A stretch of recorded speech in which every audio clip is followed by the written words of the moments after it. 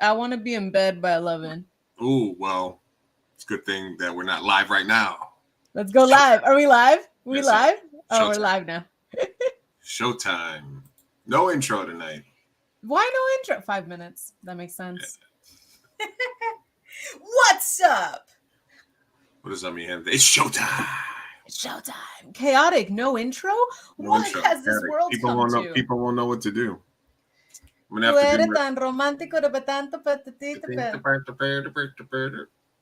Acapella. We're here. We're here, mi gente. What's up? We're live. Hold on. On a Wednesday. Not a Tuesday. Not a Tuesday. On a Wednesday. MiGenteShow live and direct. I'm still gonna do my video while you talk.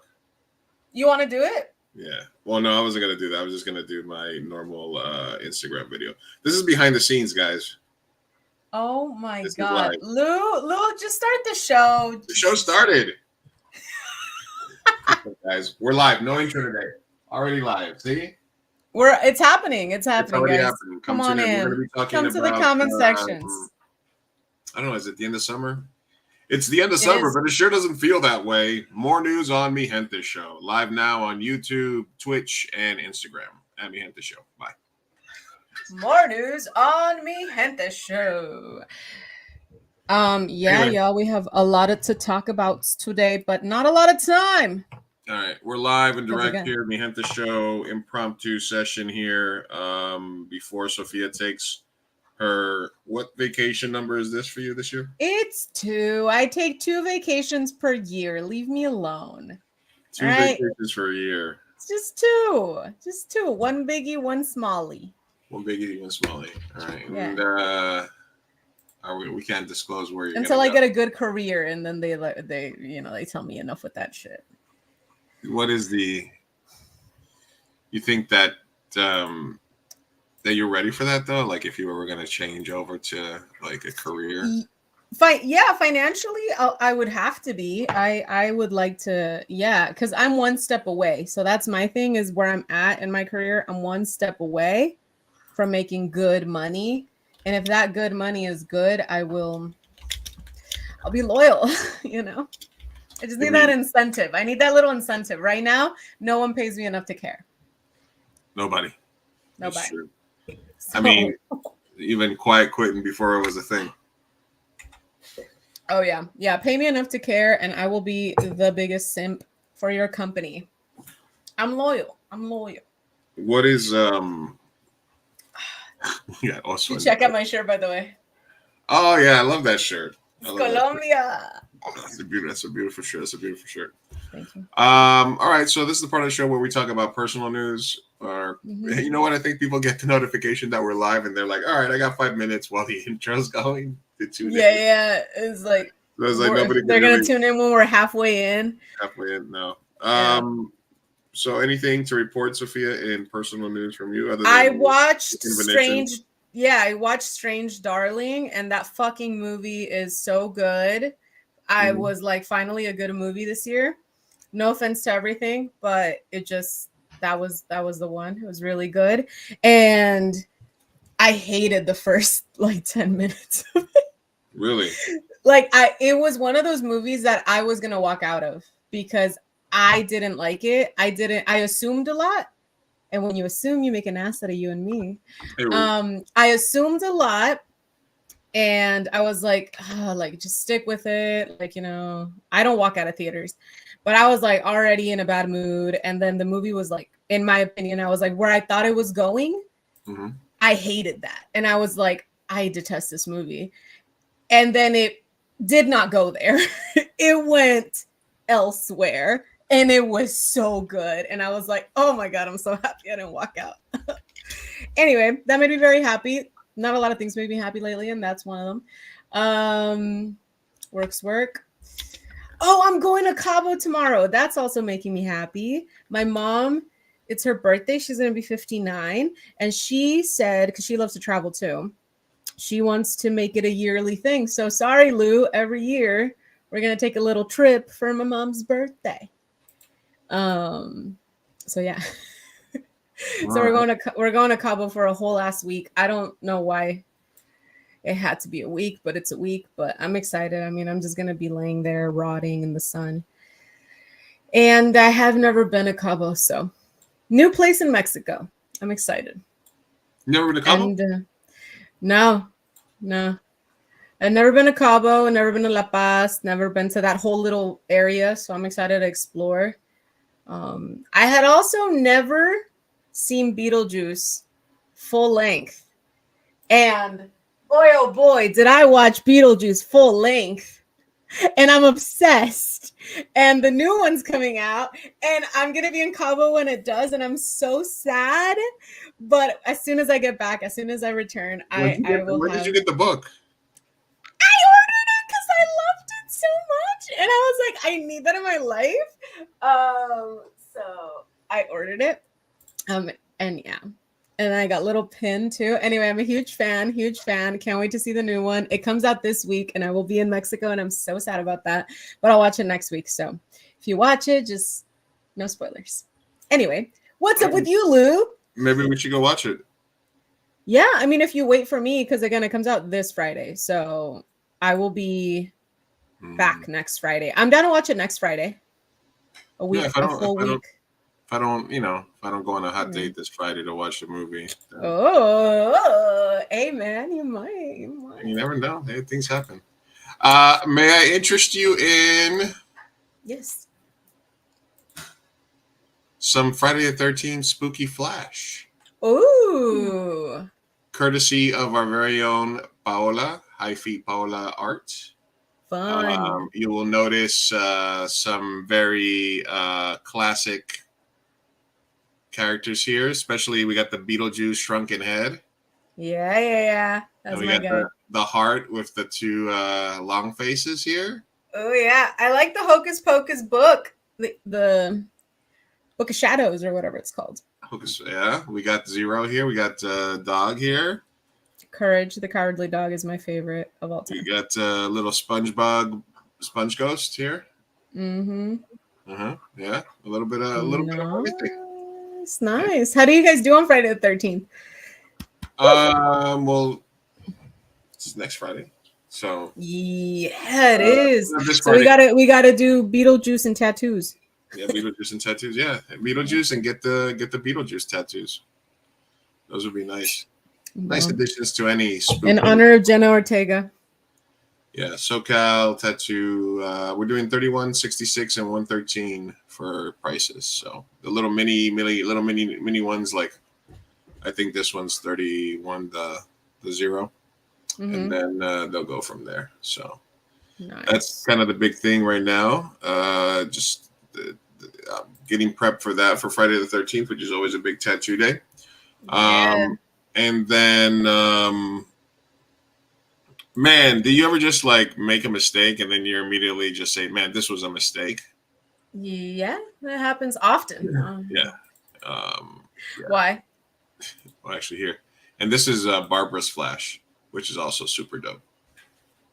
Yeah. Oh my God, dude. I've been wanting, I'm not even shitting you. I've been wanting lips with the vampire teeth on my dog bite. Oh, okay. That's what I've been kind of landing on. I think I want something similar to that one. Yeah, she's added a little bit. She had one. She did a bunch for us last year, which is what we had. So she did a little fresh sheet for us. So I live in a I live here in a decent area. There's a high school and a junior high school. There's like 3 schools real close by, right? Bougie. For the most part, I've sort of learned what the schedules are, when to take my dogs out when it's just not full of kids and stuff like that. Oh, I know where this is going. But last night I had to work. I worked till late. I didn't get home till like 2 a.m. So it threw off my day off today because I got up, walked the dogs real quick early, but I didn't really have anything else to do today. So I just slept all afternoon. And by the time I got up and was done with what I was doing, I basically had to take the dogs out before I headed to the shop. And it was 3:45 in the afternoon. And when I looked outside, it was empty, but I didn't realize it was 3:45 in the afternoon. So I take Milo out for his walk, and he's the most reactive to people. And I walk to the street, and I'm like, all right, cool. It's still empty. And then that clock hit, and then I started seeing all the parents' cars pulling up because they'll just pull up in my neighborhood and wait for the kids to walk there so they don't have to wait at the school, right? Mm-hmm. And all of a sudden, it was just nothing but high school kids all around me. Oh, hell no. And Milo was not having it. And it's not that it's just high school kids walking by because I'll just tell them to sit and wait. And so if I have to, I'll grab onto him and because I don't want him to bite no fucking kids. I mean, most of the time he's good, but you never know. Yeah. You never know. But the ones that just like fucking whiz, because these kids are well-to-do. Mm-hmm. So they all have like motorized scooters and electric bikes. Yes, as they do. So I think I'm reaching my grumpy old man phase because I was gonna say you sound very like get off my lawn right now. I think I'm reaching my final grumpy old man or dad phase because oh my god, those little motherfuckers annoy me.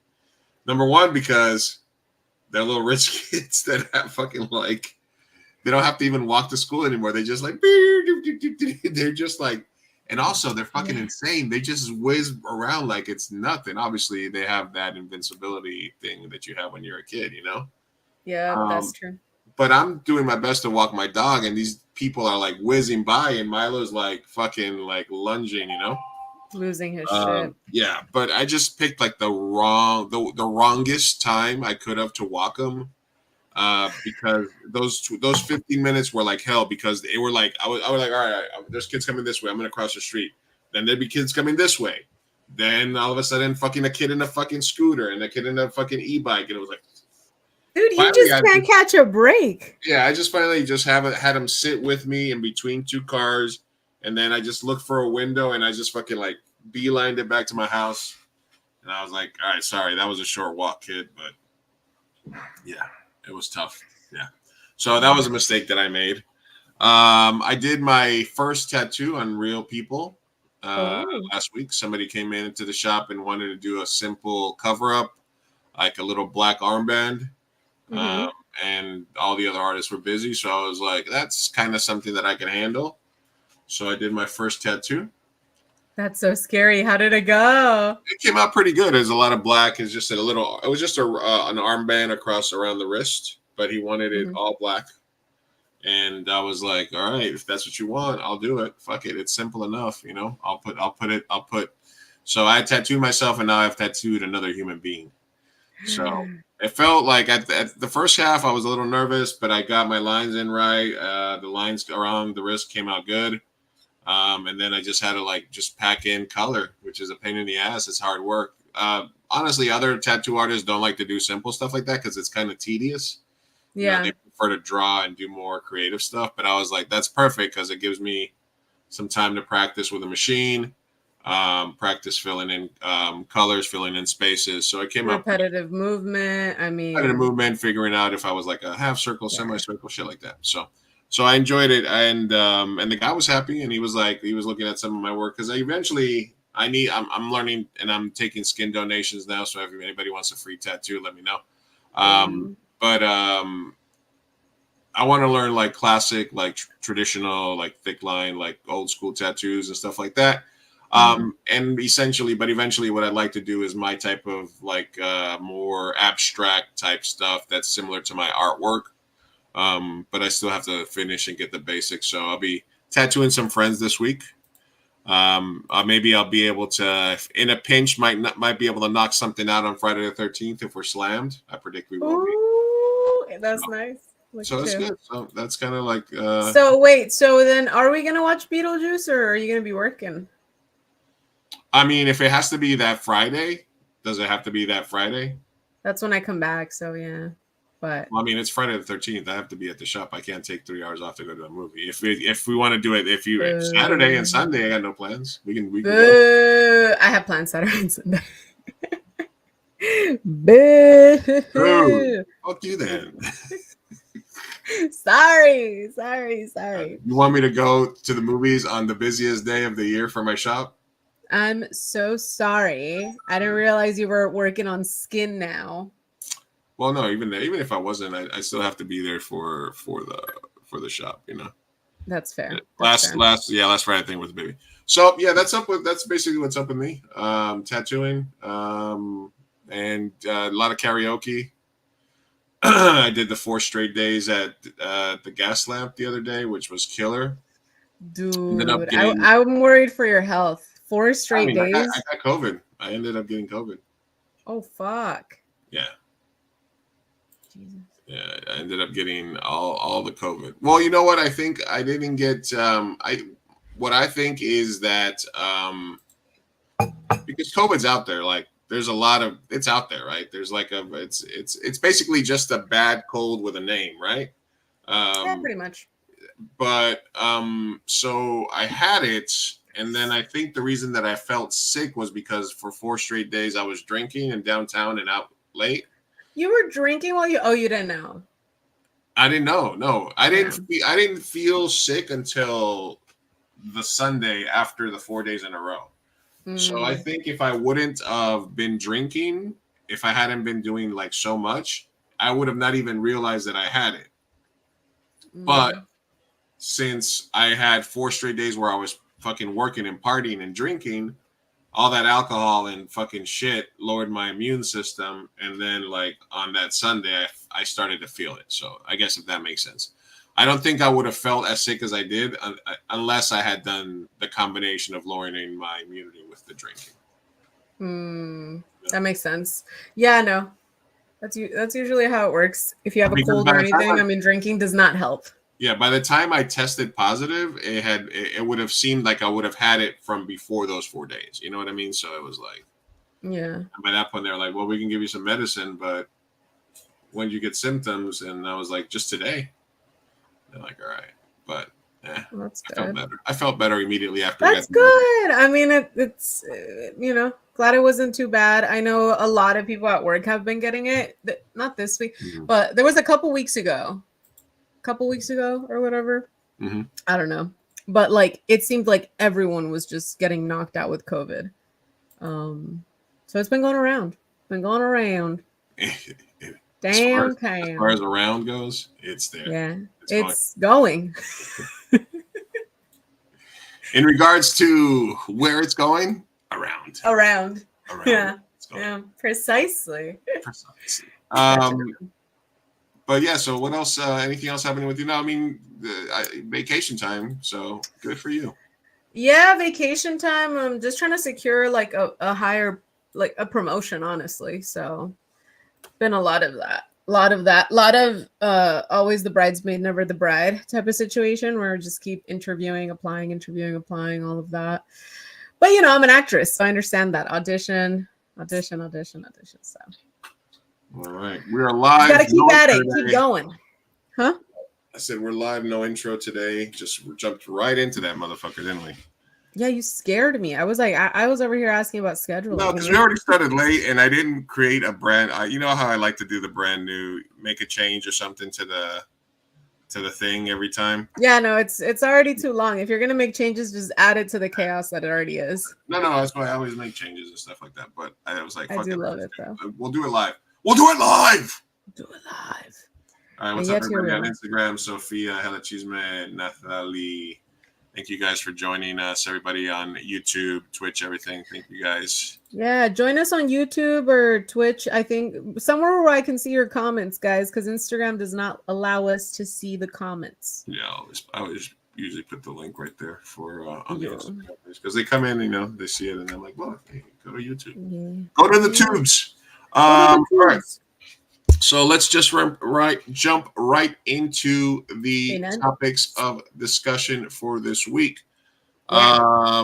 We talked last week, and then just everything that I have is just kind of just follow up on everything that we went on last week.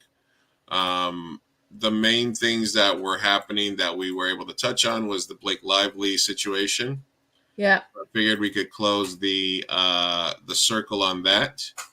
I ended up going down kind of the rabbit hole on that after the fact to kind of learn a little bit about it. You know, should have done. See, you got to do the rabbit hole before it adds to the conversation. Oh, any thoughts? Anything new? No, I mean, I just, what did I find? What was the article here? Her brother jumped into the equation here. Her brother? Oh, I don't know that part. Her brother jumped into the equation. Yes. Is he also unlikable? Well, you know, Blake Lively's brother-in-law defends the actress amid an envelope drama, but admits mistakes were made. His name is Coach Bolton. Oh, that's a terrible name. Is on Blake Lively. The actress brother-in-law Bart Johnson, who played Zac Efron's dad in High School Musical, replied to a negative Instagram comment. Okay. Oh, he's Coach Bolton? Wait, Coach Bolton is her brother-in-law? Does that mean that he's Ryan Reynolds' brother? The actress's brother-in-law, Bart Johnson. Yeah, that's a weird way to say Ryan Reynolds' brother? Wait, Coach Bolton is Ryan Reynolds' brother? My mind, what? It's not connecting. Oh my God. This is a very weird way of saying Ryan Reynolds' brother. Right. Yeah, that's fucking weird. All right. That's where I'm. Robin Lively. Oh, wait, no. I think it's her sister's husband. Oh, see, that makes more sense. Robin Lively's husband went on to write that people should focus on the message in the book and in the movie as opposed to short clips and interviews. He noted she is the reason the message this movie is getting out. Well, he's an idiot. I'm sorry. Mistakes were made. Well, I mean, that's all you could say. If I was her family member, I would also say, like, yeah, mistakes were made, but let's move on. You know, let's move on. That's all you can do. Like, listen, if my sister or cousin or somebody I loved was dumb enough to do a event on their alcohol line or their clothing line, whatever the event was, where the drinks were named after the characters, one of them being the fucking abuser, like, I wish these were accidents. And it was like, yeah, she didn't, you know, like we're live. We say a lot of dumb shit. And it's kind of like, okay, you know, we got to sometimes apologize and be like, yeah, I was dumb. That said whatever. Mm-hmm. I wish it was that easy, but these were events, logistical events that people had to green light. It went through rooms and approvals. So it was very mindful, dumb mistakes. And it's hard to overlook that. But sure, Coach Bolton. Yeah, the only thing that would have made it worse is if the descriptions to the cocktails was like a hard-hitting cocktail made with rum, you know. What hard-hitting cocktail? Wife beater. The wife beater. That's the only way it could have been worse. And it wasn't just that. Take two of these and you don't need to watch. There's a clock in the kitchen. Yeah, because you know what? I will say the more interviews that I watch, the more I'm like, all right, maybe this girl's just mean and cringe. That's not illegal, you know, like maybe she's just a mean girl. It's fine. And I started to even be a little more like, okay, well, at least in this interview, it's a little out of context. And if you watch the longer version, she does mention some stuff about, you know, DV. So I was like, I was even willing to give her that much. But for me, it's the events and the way she speaks on it and the pettiness with like Justin Baldoni, whatever. Anyway, we can move on. But okay, Coach Bolton. Okay. I just found some random ass shit about her getting her son a boob cake when he was 1 year old and talking about how pregnancy cravings weren't real. Oh yeah, that one was mean. See, again with the tone deaf, I think that she just tries to be edgy and it falls flat. It comes off as mean and rude instead, which it is. Also, you had a plantation wedding. Like, I can't forgive that. What? Why did we move on from that? Her and Ryan Reynolds had a plantation wedding where they kept the slaves, is where the guests stayed over to sleep. It was like marketed as like little hotel rooms or whatever. I don't know. Really? They had a plantation wedding, yeah. And then they apologized and they donated a ton of money to, like, I don't know, you know, some organization. But to me, I'm just like if you know it's a plantation, don't get married there. Like, these are white Lady Antebellum. Exactly. Like my thing is like, and I never wanted to dislike Ryan Reynolds. Like if history shows, he's been like my biggest man crush in like forever. I truly love him. I do think that his shtick is getting tired and old. Deadpool 1 was fun. The rest are just beating a dead horse. But other than that, I've loved him. But I kind of don't like him anymore. Like I'm just these people are so just like unlikable. Like they're just so white and affluent and rude. What was that song from the 80s? That's a nice day for a plantation wedding. Yeah. Yield classic. Yeah, that one. It's a nice day for a plantation wedding. All right. It's a classic. All right. Anyway, there's a joke in there somewhere.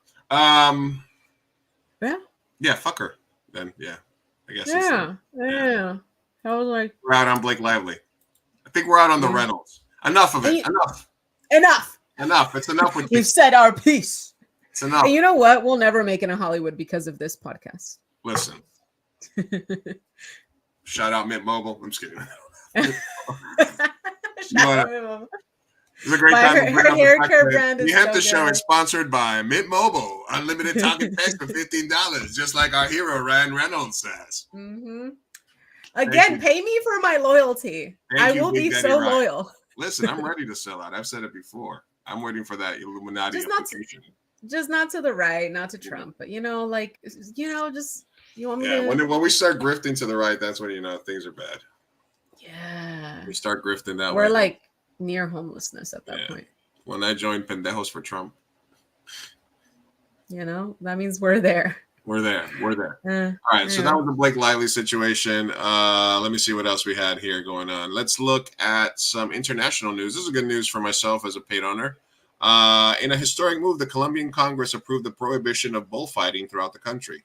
Ooh! If signed by Gustavo Petro, this ban will become into effect in 3 years, marking a significant victory for animal rights activists. Yay!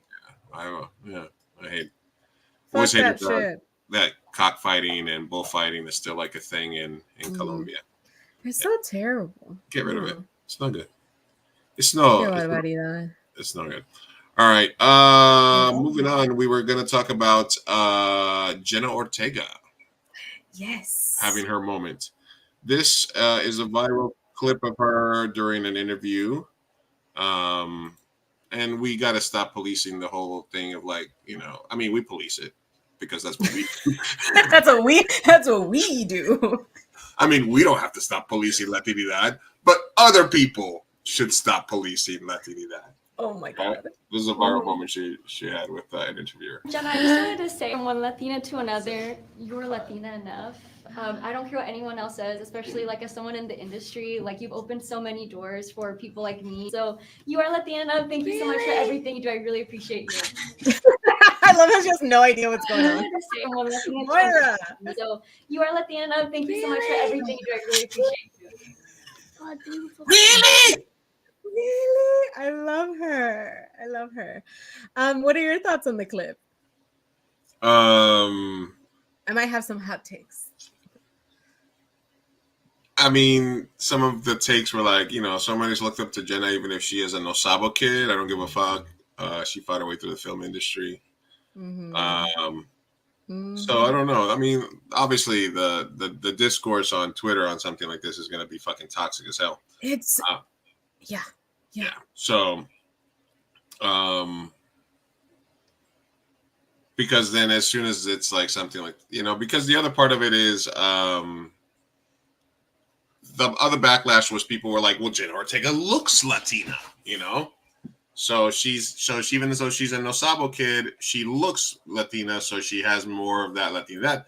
Meanwhile, Latinos look like this, So that was kind of the other part of that. And then they also always go for because immediately the rhetoric was versus Anya Taylor-Joy, and it's like, what about Afro Latinos? Like, why do we always go with like someone who's whiter and be like, who's more Latino? Like Lupita Nyong'o also speaks Spanish, Like, why do we constantly, I mean, this is just me standing up for the Afro Latinos. Why do we constantly forget about them? But I don't know. I just feel like this rhetoric, this whole narrative of Latino enough is so toxic. Yeah. And I almost don't want to we will partake continue in to it. judge people's Latinidad, but it is. Here's the thing, though. I don't even want to partake because I feel like it's such a touchy. Like everyone gets all up in arms and their panties in a wad. But my thing is, to do it. You're going on vacation. You'll be gone. I know, right? You'll be fading. Yeah. It'll be fading in the background. It'll be past the news cycle once you're back. Here's my thing, though. Like at the end of the day, can someone be Latino enough? It's so subjective. Because what even the fuck is that? What is that? It's if you're telling me that you're not Latino enough, and that is a metric by which I get to dehumanize you and belittle you for whatever reason, it may be you don't speak Spanish, your skin color isn't the right thing, or whatever, right? Like there's also a concept in the Black community about not being Black enough and whatever. So I understand that these things happen, but if you're using it as a tactic to bully and belittle, then no, I don't agree with you. And everyone is Latino enough. And anyone, if you have any descendancy, you are Latino enough. You can be a Yo no Sabo kid. You could be whatever. I don't care. Okay. You could be 5 generations in deep. You can be Latino enough. I don't care. Because I'm not here to belittle or dehumanize anybody. Yeah. That being said, The only thing I would add, and what's up, everybody? MIML Sounds, Petnion, Mamala, everybody on Instagram. Thanks for stopping by. The only thing I would add to that is that the only problem I would have with somebody that is just that they're doing it if they're rediscovering their Latinidad later on. Because I know people that are like, I didn't even realize I was Mexican, I was adopted or something like this or whatever. Like there's instances where people who grow up as not living as a Latino, right? And there's also the white passing element, because obviously, like me, you're a little bit. You could be like Romanian or something. You have some European features. I'm like there, right? So I do feel that if somebody wants to come and I don't even know if this is the right way to say, claim Latinidad later on, that they do it in an earnest way in terms of like really trying to reconnect to their roots, not. Because we always talk shit about, like, what was that one white girl influencer that took a DNA test and she was like 42% Black or something like that, and all of a sudden she like incorporated. Or I'll talk shit about Miley Cyrus and Post Malone and artists who appropriate Black culture and aesthetics, get a following, and then they're like, oh, I'm gonna go back to country or to here or to there, and I have a problem with that myself because I think parking yourself in a culture and reaping the benefits of it and claiming it is different from actually living as and sort of taking the time to learn about your culture and then sort of embrace it. That's kind of what we talked about last time we talked about Jenna Ortega, and like we kind of compared it to the different pathways that people can take. How Eva Longoria went the pathway of really respecting her culture and learning about it. She got a Chicano studies degree, like all that stuff, right? I completely agree with you. I think that furthermore, to add on to all of that, the Latino enough rhetoric I think is really stupid and it's harmful. But I also think that the people that are responding to it are coming from a very hurt. I don't want to reuse the word triggered, but it's something like a reaction of anger for all the people that are like ni de aquí ni de allá people, like the people that are Chicanos, that are maybe 2nd generation or whatever, and they don't feel Latino enough because that's what you hear, right? For example, speaking for myself, like I was born in the States, grew up in Tijuana, then came to San Diego, and I've been living here my whole life, right? So I speak very fluent master level English, and then Spanish, it could be better, but it's also really good. Like I don't have an accent. I'm very fluent.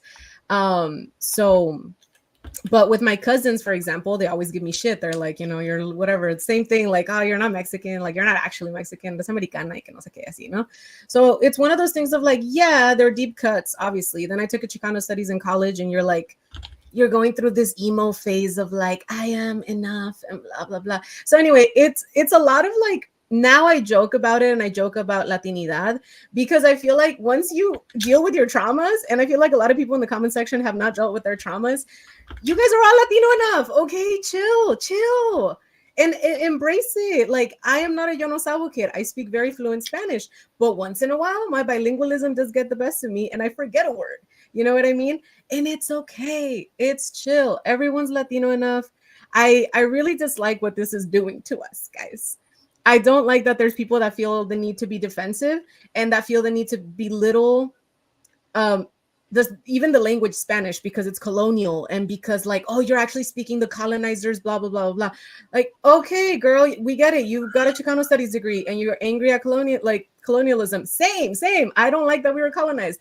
But here's my thing is like, let's not equate not being Latina enough or because you don't speak Spanish or whatever. Let's not equate that to like being on the side of colonialism and you know what I mean? And being with the colonizers. Like, here's the thing. I'm not German enough. I speak 3 words in German. You know what I mean? And that's okay. But if I learned German, I would have a deep and more meaningful connection with my German friends. Likewise with French, likewise with Italian, you know, Portuguese, all of that. So let's not equate the two. Like, those are 2 separate arguments. Because I feel like the people that are saying you don't have to know Spanish to be Latino enough. Okay, well, that's, again, like I said to begin with, it's subjective. Whatever Latino enough is to you, that's what it is, right? It could mean something different for someone else.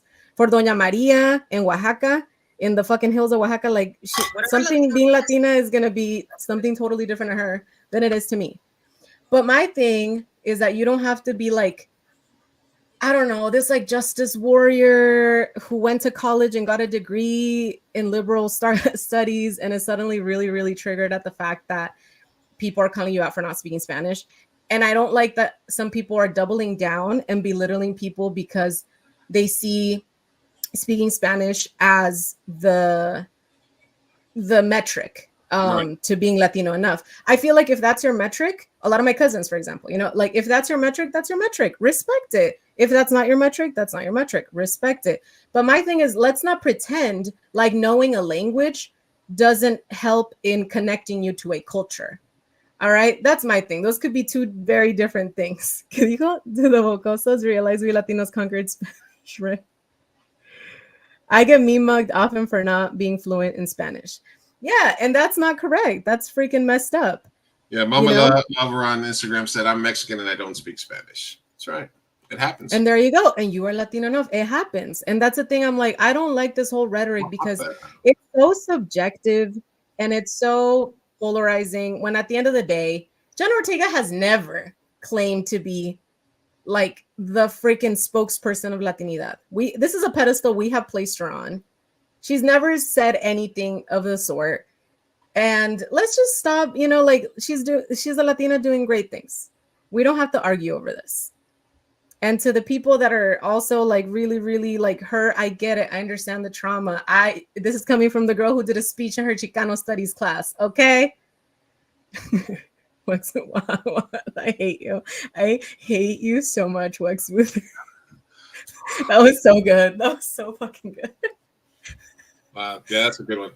That's a good one. Oaxaca to a girl. That's so good.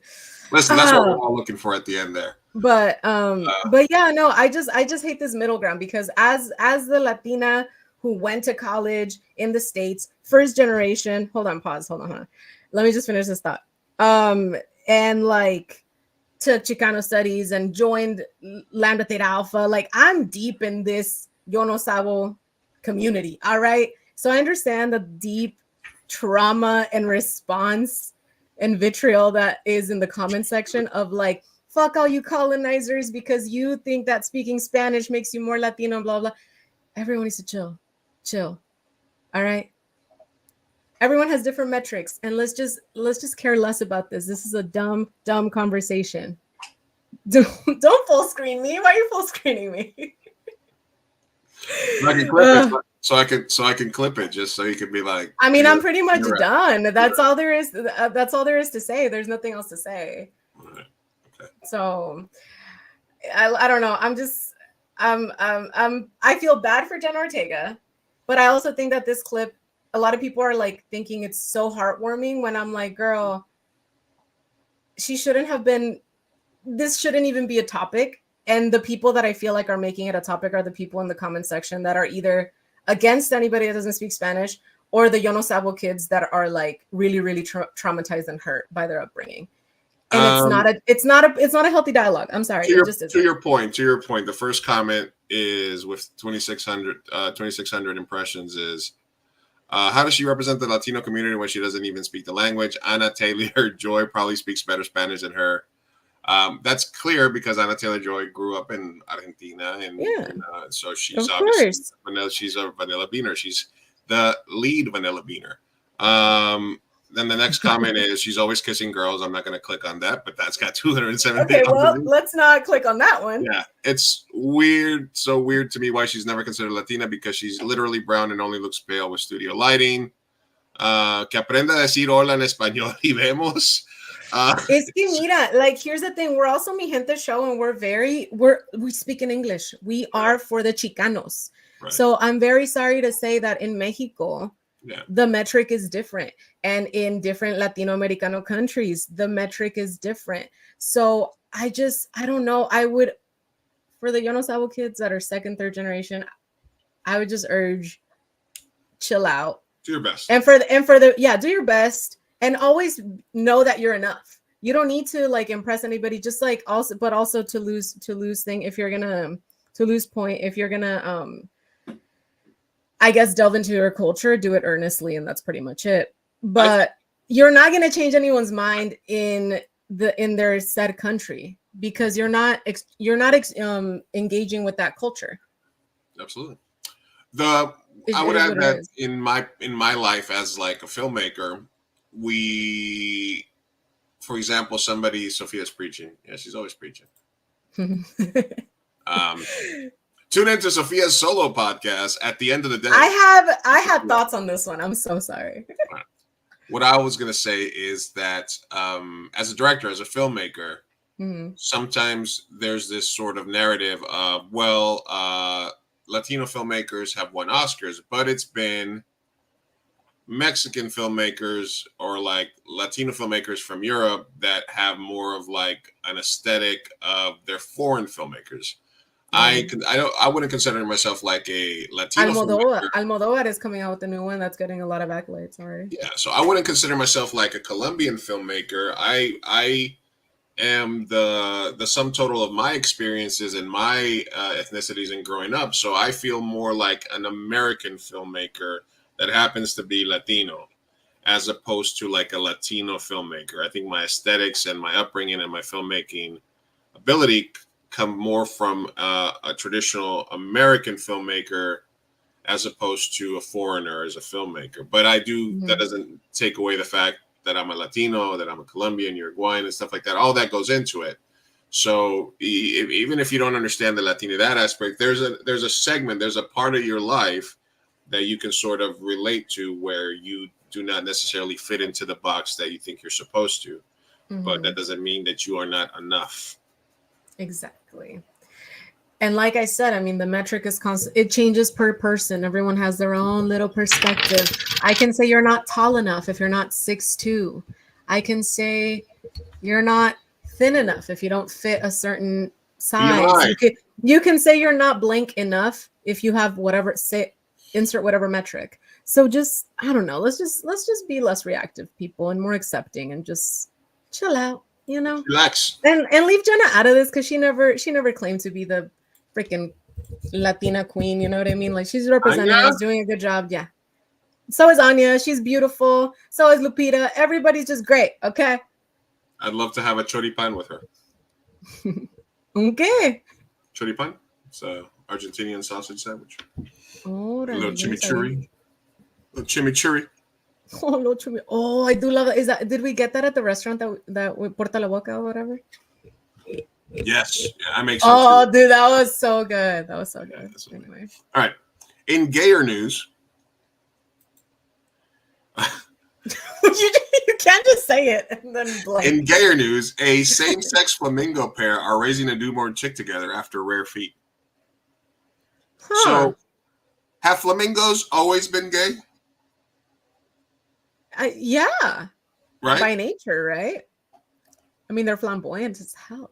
7 fluffy white Chilean flamingos chicks are on display at a zoo in Southwest England for the first time since 2018, and one in particular notable for the way it made its entrance. 2 male flamingos named Arthur and Curtis, gayest names ever, successfully hatched an egg together, first at the zoo. The zoo has had several all-male parents during the past breeding season, so the same-sex couple is not an unexpected turn of events.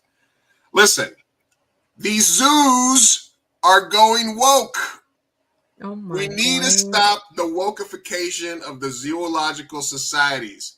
It's Adam and Eve, not Curtis and Arthur the flamingo. All right? They're making the frogs gay. The water's making the frogs gay. Now the flamingos. Yep. You send your flamingo to school, and then I'm sorry. Anyway, I love that. We love successful to see it. hatching between 2 males highlights the social bird's innate parental instincts and flexibility. It also underscores the need for conversation about the near-threatened Chilean flamingos. So what do you want? Do you want the Chilean flamingos to be extinct, or do you want gay flamingos raising birds, feeding them that gay flamingo agenda, walking around South Beach in loud shirts and flip-flops? That one. Going to brunch, having disposable income. I don't know. What do we do? Sorry. All right, Man, you're passionate about this one. Gay flamingo bit. Gay flamingo rants. We got to clip that. Sorry. All right. I don't know. I got a lot of animal tabs. And there's nothing wrong with that today. Why not? Because I love animals. All right. True. Bat dog's first day on the job goes viral for distracted zoomies and infield potty break. So you've seen how sometimes at these minor league baseball games they'll have the dogs will go out and get the bats and stuff like that. So this kid is this dog's first day on. He ran out to go get a bat. He's like, "Yeah, I got this." And then he's like, "Hey, shit, a big open field. I'm gonna run around real quick. Ooh, some dirt. Love that. Love the dirt. Oh yeah. Hold on a second. Ooh, yeah, this is a nice place. Oh, right here. Ooh, this is a nice place to take a nice. Oh, I mean, when you gotta go, you gotta go. You gotta go. Right? Yeah, love it. I'm not allowed potty breaks. What kind? What is this, Amazon? What is this, Amazon? I'm supposed to do my whole shift. What's up, guy? You want to play? So, Lucy May is only 10 months old. She jumped into training when Layla had to step down. So the older dog had to stop. And even though she doesn't have it right, she is 1,000% keeping her job. So she's not getting fired. She's not getting fired. Okay, good. I was so worried. I was so worried that she would end up in the streets. Gonna end. And she was put down immediately after the game. Oh my goodness. So cute. Well, good. She's not fired. That's good. That gives me hope that I won't be fired. All right. This one is sort of connected to the Blake Lively story just because they're supposed to be friends. But are you aware of Brittany Mahomes, Pat Mahomes' wife for the Kansas City Chiefs? So I know Pat Mahomes is a football player, quarterback of the Kansas City Chiefs. Yeah. And his wife, Brittany Mahomes, is a big-time Trump supporter. Oh. So but the whole thing last year was that she was hanging out with Taylor Swift. Mm-hmm. Because when Taylor was at the Chiefs game to see Taylor, they'd be in the owner's box or in the player's box or what have you. Mm-hmm. So. Oh la la. So I guess, I don't know, this is kind of like a mixing. So she's always like liking a lot of stuff that Trump does. And, you know, we're wondering if there'll be trouble in paradise in that friendship. Oh, but I feel like Taylor Swift is like a closeted Republican. Really? Yeah. You think so? Just because of all the money she's got? Because she's white too, and money, and the people she hangs around. Like, I have a suspicion that she's mean and a Republican. Wow. You know, I could be wrong, but I have a suspicion. If she's basically, yeah. Once again, Liz, like, where's Liz when we need her? Like, think about all the normal as broke people that you know, and think about the ratio of good people versus mean people, and then add millions to that. I feel like it's just, she's got to be a bad person, right? Yeah, I don't know. I don't know. Odds are against her, but here's hoping she's not. And if she's not, if she's like fighting for the people, yeah, good, good luck. Stay safe amongst all those Republicans. Stay safe. Stay safe. Stay woke. Stay sane. Stay woke. There you go. Stay woke. What's woke in Spanish? Despierto? That doesn't sound good. Despierto. Alerta. Despierto. Ojos abiertos. Something like that. Ojo.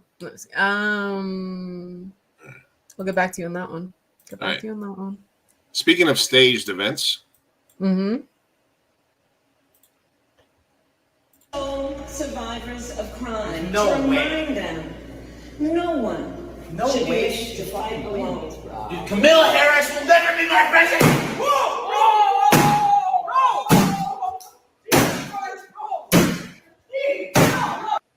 Survivors of crime. Holy insurance, Batman. Who is? Why? It's almost like Tell me you paid extra insurance for the Airbnb without telling me you paid. I know, right? What is the? Why did I just? This is my favorite. This is my favorite. This is a terrible opening scene for a gay porn. That's exactly. I was like, where is this going? Why are there so many men on one couch? Kamala. I hate Kamala. That's so dumb. Well, who keeps the sledgehammer by the TV? I'm surprised he didn't pull out a gun. Yeah. Kamala. I can't. All right. Kamala Harris will never be my president. She's Mrs. President to you. She's not real. She's a communist. All right. So this is all right. It's sad that we have to tell you this, but if you deposit a fake check into your account, oh my God, yeah, and then you withdraw funds based on the bank thinking that you have like $10,000 coming to you, and you did that because somebody called it an infinite money glitch, yeah, that's not good. Then you are an idiot. It's called fraud. Last I checked. Viral Chase bank glitch isn't the hack people thought it was. So there was actually people that went on TikTok and said, hey, you got to try this infinite money glitch. You deposit a fake check into your bank account with your real name. Idiots. Then you borrow or take money out of the bank based on that. You spend that money, but most importantly, you film yourself going through it and talking about how it's a glitch and how it's free money. A couple of days later, you will notice that your account is negative $10,000. Mm-hmm. And that you are going to now be tried and arrested for fraud. It's so dumb. Listen, desperate times, man. Desperate times. Yeah. I'm this close. Because you know what? Maybe being in jail would be nicer. Listen, 3 square meals, you get a nice roommate. No rent. Yeah. Cool roommate. Yeah. You can be gay for the stay. I could be gay for the stay. And all day. Every day. Queer all year, baby. You got See, it's like my summer camp. So you could call it the infinite vagina glitch going to jail. Amen. Here, here. Listen, when there's sign me up for that one. So how many people do you think actually thought that they could get away with this? Like, or do you think people were like, I know this is fraud, but I want the clout? Or do you think they were really just that stupid? I don't know. I am not above believing that people are that stupid. I don't know. Desperate times. I don't know. Would you do? I mean, I wouldn't touch it. No, because I'm seeing people like do reporting and videos about it, and like I don't. So I'm like, is this like one of those things where people put that out and just try to see who's dumb enough to believe it? Yeah, I think so. I think you hit the nail on the head there. So they're like, hey, These did you guys people have know to be dumb enough because also like maybe there are people that are clout chasers, but you can't really like this isn't Hawk Tuah, you know. This is like you can't really think that this is gonna get you a whole ton of notoriety. Who knows? Mm-hmm. People be stupid. People be stupid. This is words to live by. You heard it here first, folks. People be stupid. People do be stupid. All right, I'm gonna skip Watch the this. Chappel Roan video. I do have that here. Yeah. Trump tried to film a TikTok at a fucking cemetery. Oh, they were there to do TikToks at our. Was it the veteran? It was the veterans. Yeah. Yeah. No. Dude, did you see that Justin Quiles and Anuel AA went to the Trump rally and it was the most embarrassing like thing in the world because no one knew who they were? Who? Two Latinos artists, reggaetoneros. Because he can't get any artists to support him. Like no one wants to support Trump. So he got, okay, for the Latino vote, let me get Justin Quiles and Anuel AA. And so they went. And it was the most cringe moment. He introduced them. He doesn't know who they are. The audience doesn't know who they are. It's like, it was beyond cringe. And man, Anuel just has not been okay ever since Karol G. Yeah? You know? Yeah, do you see it? No? Let me see if I can find the clip. I'm looking it up right now. Okay, because it's so bad. You would love it. You would eat the shit up. It's so bad. No, I like a little cringe. Olivia says the people who ate Tide Pods and survived. the Tide Pod survivors. The Tide Pod survivors are definitely the ones that are falling for the 100%. They're the Tide Pod survivors. They're the Tide Pod survivors. Absolutely. Yeah. That's a good call by you. Let me see. We got what were we talking about right now? Justin Quiles. So just put Justin and Anuel, like Manuel, but without the N. All right, cool. And then Trump, Anuel. Puerto Rican rapper Anuel? Yeah. There's a Puerto Rican rapper and he's pro-Trump? Yeah. And Justin Quiles is he Puerto Rican? He must have gotten one of those. He must have caught one of those rolls of paper towels. Mm-hmm. He must have caught him. I agree. He wasn't even there during the fucking hurricane. Thank you, Mr. President, for having us here. For me, it's a real blessing to be here. Oh no. Rico, we a big part. Well, you got to put the introduction. I need to see when he introduced them. All right, hold on. Since Trump hasn't been around, Puerto Rico's, it's not a secret. We've been going through a lot as a country. Puerto Ricans miss Trump. Everybody knows this. Biden always promise. A lot of politicians always Puerto Rican strong, Puerto Rican. We miss you. All of us know the road knows. Everybody's experienced it. Some call him Bad Bunny. I say he's a decent bunny. Has ever seen. Not the best bunny, but not a bad bunny. This was born in Connecticut. Fuck that guy. I personally spoke with him. He wants to help Puerto Rico grow and succeed as a country. Listen, somebody needs to tell you about those glasses you got on your face. Oh my God. You are entering your grandpa era, aren't you? Look at this guy. You're like, those glasses and get off my lawn though.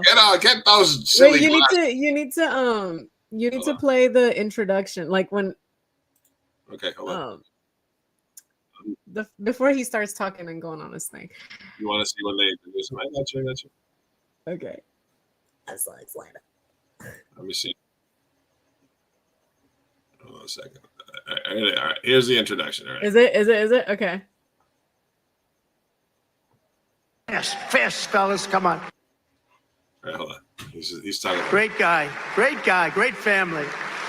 And two amazing Puerto Rican musical legends. They're legends, Justin Quiles and Unwell. Do you know who they are? Do you know who the hell they are? Come You on, can't say doble A. fellas, come on. Because I don't know if these people know who the hell you are. But it's good for Nobody's the on Puerto it, Rican though. vote. I don't know if you guys Every know Puerto these guys Rican are. is going to vote for Trump I was right told now. they were We'll Puerto tell you. Ricans, and they like me. So let's bring them on. He's gonna vote for Trump. They said they had some chilaquiles for me later. Thank you, Mr. President, for having us here. For me, it's a real That blessing. was so to be here. bad. Puerto Justin Rico. Quiles. we Every are Puerto Rican is gonna a vote big for part Trump. of United States. We really depend on the United States. Since Trump hasn't been around, Puerto Rico. Born in Connecticut, still Latino enough. You know what? Yes. Boricuan. Oh my Right. God. Yeah, that's hilarious. That was wild. Justin Quiles. You know what I like. And Anuel. So good. So good. God, I hate them so much.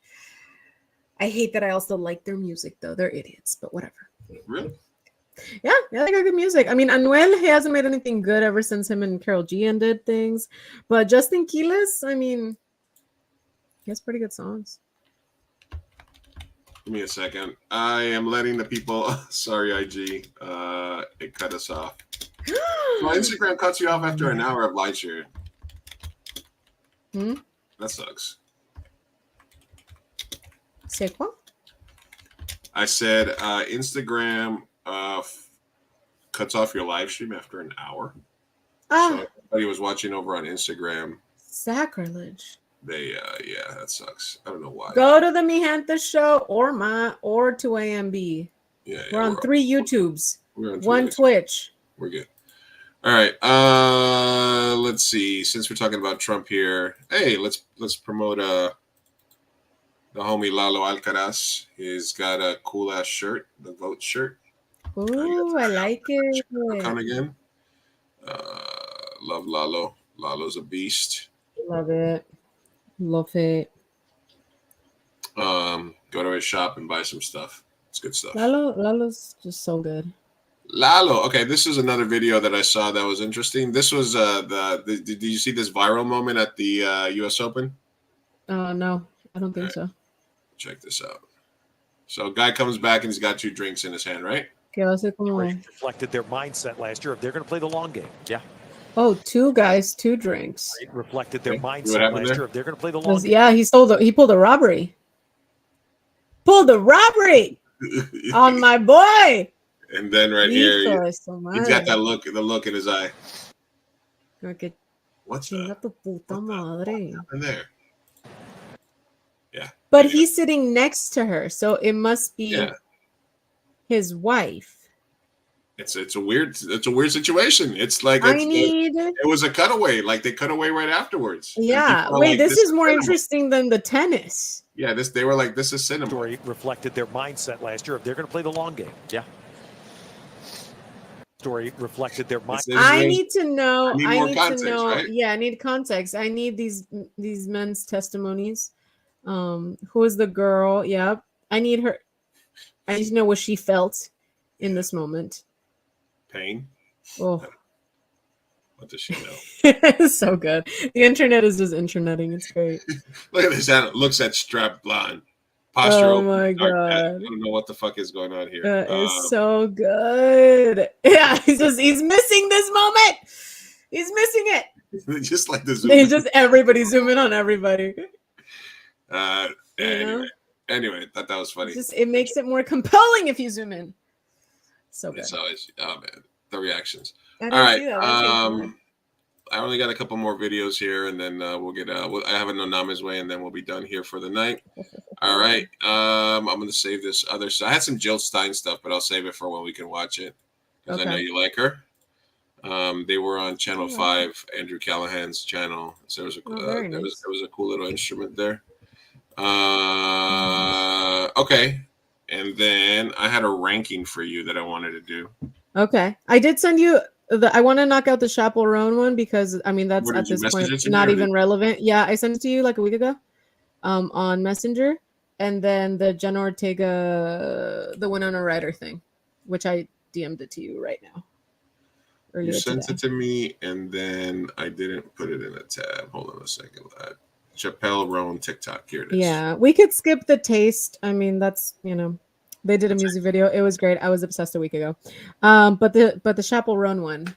Yes. Got it. I got it. All right, here we go. We'll get to that in 1 second. Let me just knock these other ones out. Are you still there? Yeah. Okay. Sorry. Okay. Sorry. My bad. I had the wrong tab open. All right. Game of Thrones question here. You're stuck on a 10-hour flight. Okay. Mm-hmm. You're stuck on a 10-hour flight. Yes. And you have to pick one of these seats. Okay. No, and then the other part was there is an unlimited amount of wine on the plane. Okay.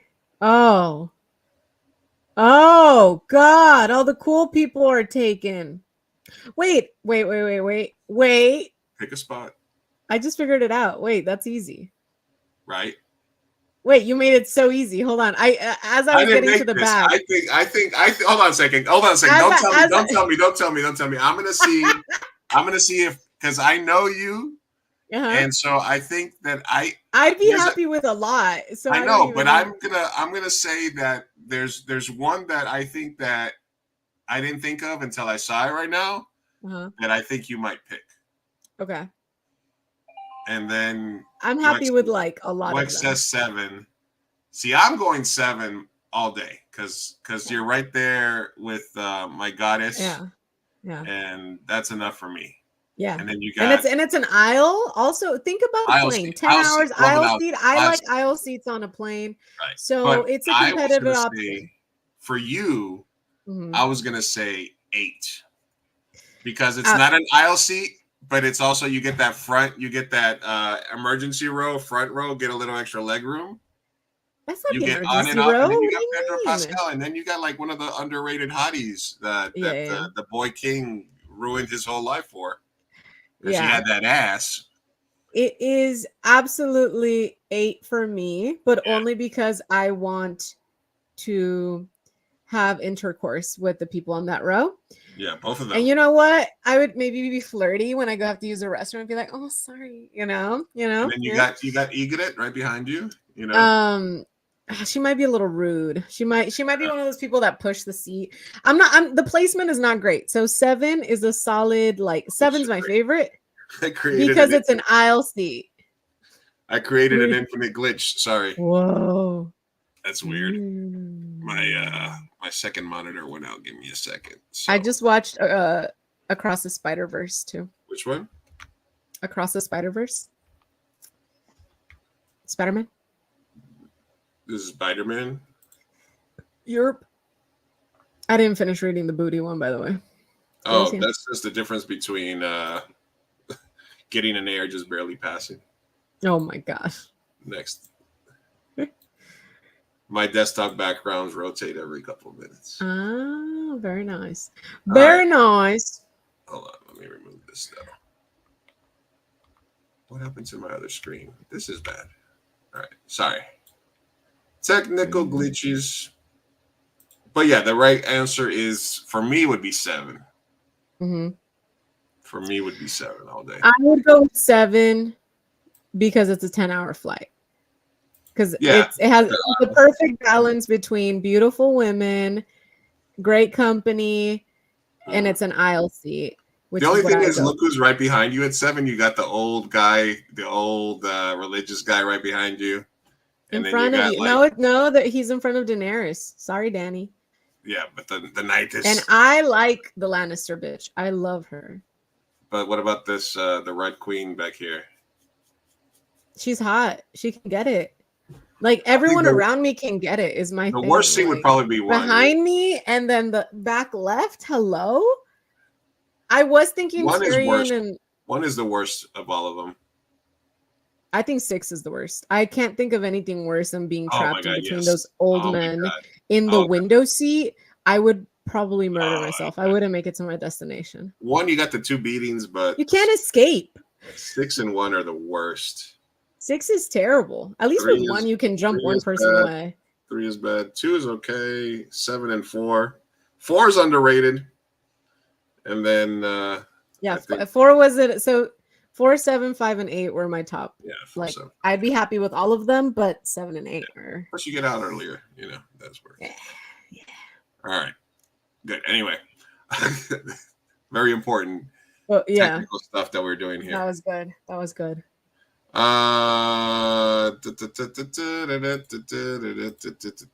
get rid of this. We'll save that for later. All right. Save that one as well for a future episode. Mm-hmm. All right. I got the Roan video, and then I have one other one here. And then we'll go. This is the one that we mentioned earlier. Okay. So this was today's cancellation of the week. Why? You'll see. This is a woman doing a Kamala Harris impression. Goes just about as good as you would imagine it would go. Oh no. Nobody better to make a peanut butter sandwich than me. The other side. They don't want you to have no peanut butter sandwiches. They want to take away your rights to have your peanut butter sandwiches. But here, you can have peanut butter sandwiches every day for free. I don't feel any type of way in making these sandwiches. I can make 24 more of these sandwiches. In fact, I can make 24 more of these sandwiches. Hey, Laura, I'm Crystal, and people like you can't stand people like me. You ready to go viral? I always wanted to be a star. That way I could afford as many peanut butter sandwiches as possible. And with your help, Laura, I'll be able to get as many peanut butter sandwiches as possible with this video. You know what we gonna call this video, Laura? We gonna call it reparations. Because my supporters are gonna make sure this video goes viral. That way it haunts you for the rest of your life. That way your children. I mean, I don't know that it'll do that. I think it'll just make her be like black friends, a regular with Candace Owens, your black associates, and hopefully they can get a peanut butter sandwich with whatever money I make from it. Bye, Laura. All right, so I hope you do get a coin. Coin, a bag. Sorry. So what are your thoughts here? It wasn't funny in 2004. It's not funny now. It's annoying and racist. But okay, it's a white woman being racist. Yeah, and Attention. We were unaware of the situation, but I want to assure you that we don't condone any form of discrimination or hate speech. We take allegations of racism very seriously, are committed to maintaining an inclusive environment. Starting today, we will take appropriate action and end collaboration with her. Thanks again. Have a great day. Good morning, Laura. Hoping my people can get peanut butter sandwiches now that my last post got 1 million views. And just so we're clear, I'm not going to overexert myself to explain it to you modern day minstrel shows, how that was ignorant, extremely offensive, and racist. Y'all will go out your way to create safe spaces to make people like that feel comfortable doing things like that. Y'all will allow them to play in our faces. I will never. Period. Anyway, Period. She said it. She said, I mean, well said. But is there a line there where you would say, because obviously racist, Karen-ish, she already had a following and she thought that she was in a position where it was okay for her to do some ignorant shit like that, right? Yeah. But where does this fall under the scope of people can make mistakes, or they could rehabilitate from their mistakes, or we shouldn't, treat people or just ruin their lives based on their worst day, something like that? Is there anything to that, or is it just like, no? I mean, I think if she hadn't filmed it and posted it, sure. Or if this was, again, 20 years ago, sure. But was it not last Thursday and she posted it, edited it on TikTok? Like, right. Okay. There's not a lot of devil's advocating to do here. Plain devil's advocate. Did she say sorry? Did she apologize? Is there anything that I can grasp on? Whatever job she had, so whatever, She lost her job? I mean, that second video was her reaching out to somebody that collaborates with her and saying we're not collaborating with her anymore. So I think the woman already had like millions of views on some of her videos, which is, I think, part of the reason why it was a more effective takedown, you know? Because she felt like she was in a position where she could say that. Like the chick from a few weeks back that was saying the N-word, and then she turns out she only dated black guys. It's a whole thing. It's a... Well, see, here's the thing, though. The internet is interesting. It's an interesting place because I think that there's a lot of people that can make accounts with fake usernames and post just the most volatile, crazy shit, racist. Like, you know, like if you're a gamer at all, you've heard these people in freaking your headsets, chats, whatever. And it's crazy. And I'm of the mindset, not that I would want to like.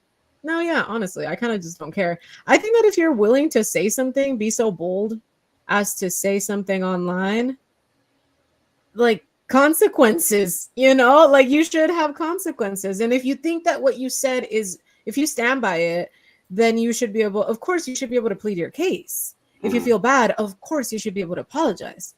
But that doesn't take away the fact that you said some shit.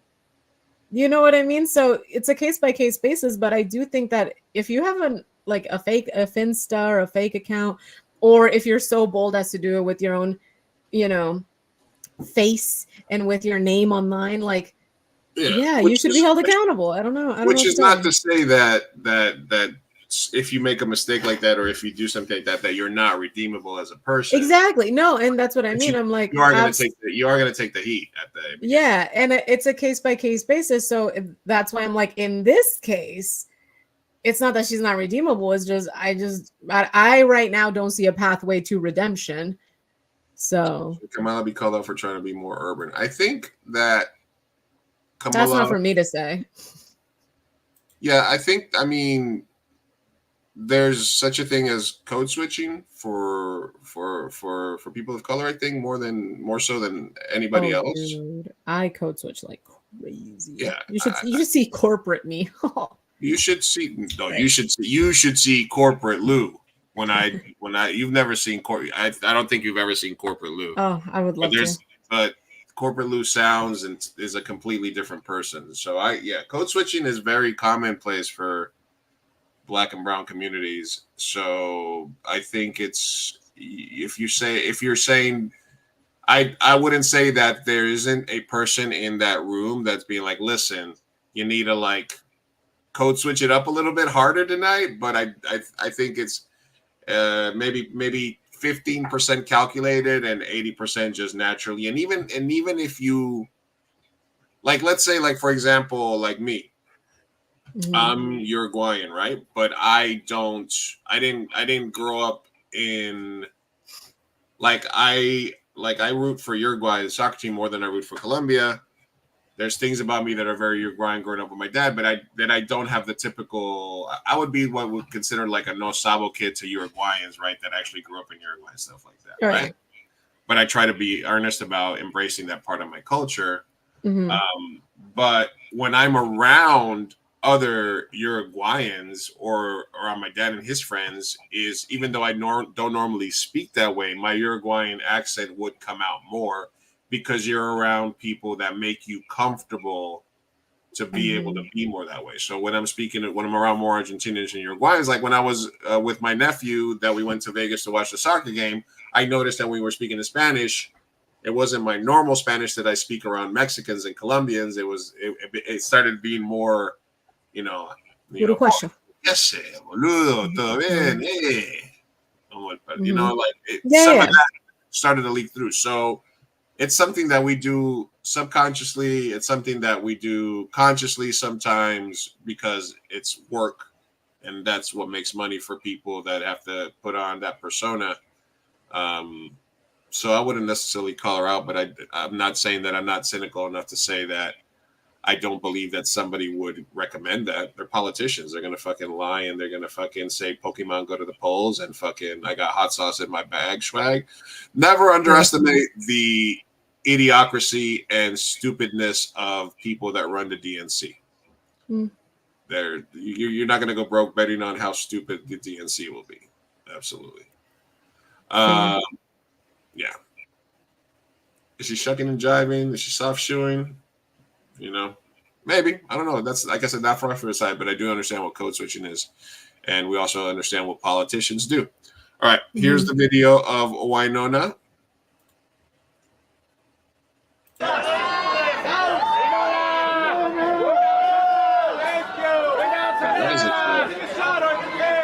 Yeah, I was like, okay, there it is.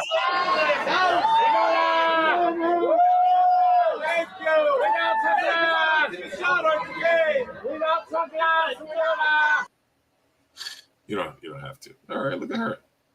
Yeah. What did you think about that? She's a boss. She's feeling comfortable in her skin. She's feeling herself. Who? Wait, what? What you talking about? Jenna. I'm sorry. Jenna.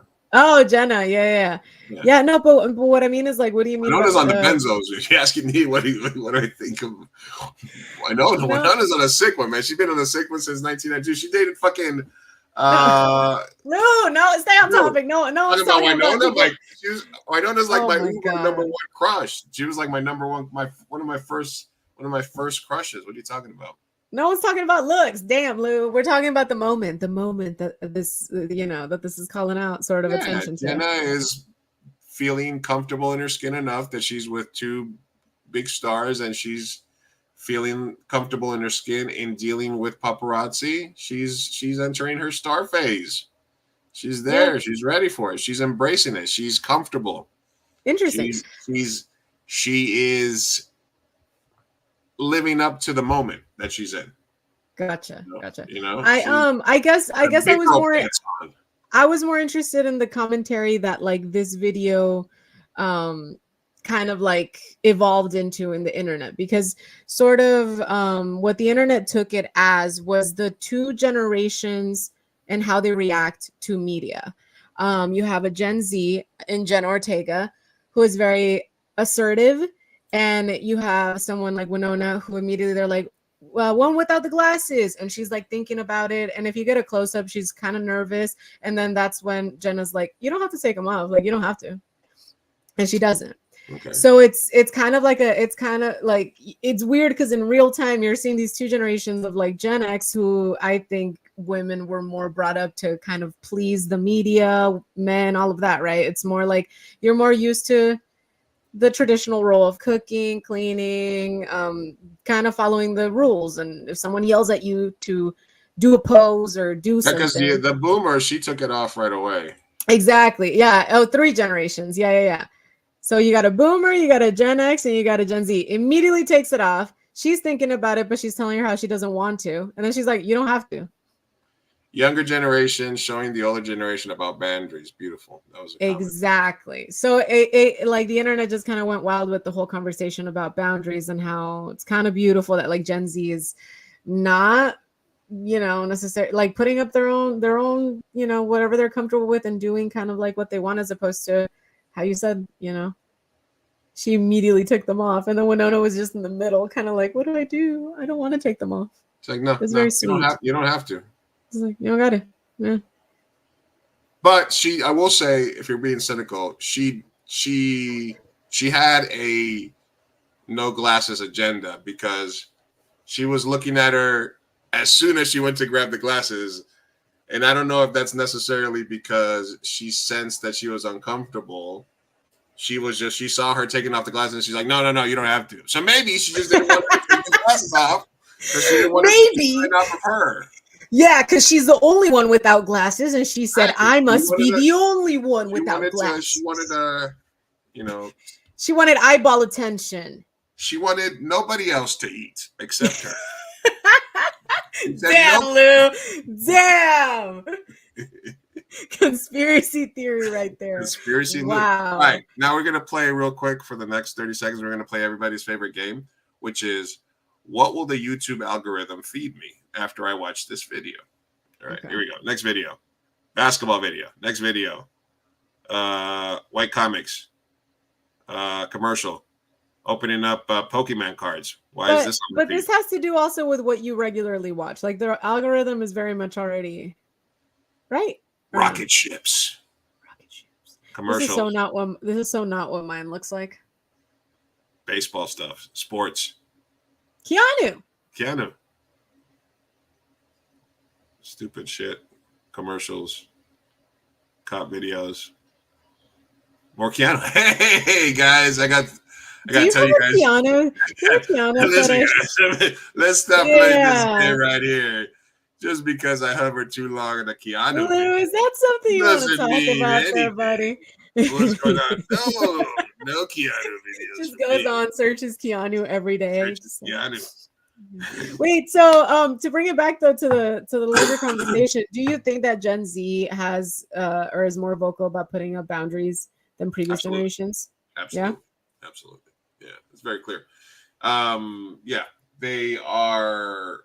Dude, this is the generation that's like openly crying about 40-hour work weeks, and we were just like, yeah, that's what you got to do. You got to work 40 hours, and they're like, they're pampered, they're privileged, they grew up with fucking the sum total of human knowledge at their fingertips. They're very entitled. If you had grown up and from the moment you were fucking 8 years old, any question in the world could be answered by just talking into a fucking thing in your hand.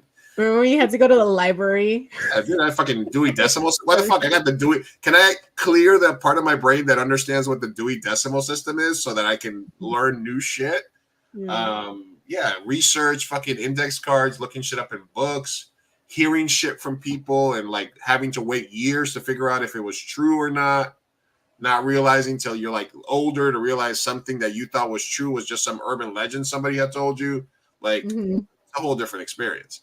But that doesn't necessarily mean that it's a great thing. I think that the best of the new young people know when to be like that and when to embrace those qualities, but also realize that they have to manage their elders, right? They have to give a little bit and sort of, shit because of the generation gap and stuff like that. But I didn't immediately go to that when I saw it. I just felt that what I saw was a very confident starlet being able to handle media with no flaws, so good for her. True that.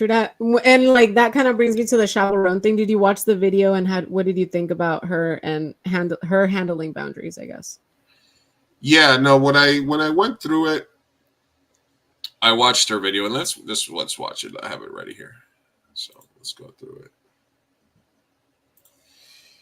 I don't care that abuse and harassment, stalking, whatever, is a normal thing to do to people who are famous or a little famous, whatever. I don't care that it's normal. I don't care that this crazy type of behavior comes along with the job, the career field I've chosen.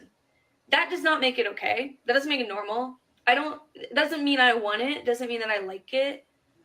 I don't want whatever the fuck you think you're supposed to be entitled to whenever you see a celebrity. I don't give a fuck if you think it's selfish of me to say no for a photo or for your time or for a hug. That's not normal. That's weird. It's weird how people think that you know a person just because you see them online or you listen to the art they make. That's fucking weird. I'm allowed to say no to creepy behavior. Okay. Yeah. Okay, so I'm dying to know what you thought. My first question was, who the fuck is this? Because I had no the biggest star of the moment. I honestly I would be like, it wasn't me because I don't know you. She could have been next to me in line at Starbucks. I wouldn't have said a goddamn thing. I was like, you're safe from me, girl. You're cool. Well, did you listen to her music after that or no? No. Oh, dude, you would love it. Anyway. Do you really? But yeah. She's good? She's really good. She her style has been compared to like Cyndi Lauper and like a bunch of artists from the 80s. Like it's really good shit. It's just objectively good. Like Sabrina Carpenter and Olivia Rodrigo, those are acquired tastes. It's like you gotta really be a 2024 pop girly to like them. But Chappel Roan is she has everyone's respect. She's just so good. Okay, so she's a very good artist. She's a top tier artist. Yeah. Like I said, my first thought was like, well, what's the level of celebrity that you're at, so I can sort of more adequately, because if she was even bigger celebrity, that shouldn't be an issue because she should have security, and that's why people like that have security. I do think that it's weird for people to want to hug her. I mean, Eminem was like, can you not give the decency when I'm out with my daughter to not, try to speak to me? This is something that celebrities have had to deal with forever. Mm-hmm. And it used to be, here, can you sign this piece of paper? But now an autograph isn't really a thing unless you're signing like a jersey. That's more for like athletes, I believe. For everybody else, I think it's the selfie. Mm-hmm. We saw Bad Bunny throw the chick's phone away. I mean, so I get it. It's a dangerous place for celebrities. Celebrities have gotten killed, stalkers. There's all kinds of stuff going on. So I respect her right to be mad at that.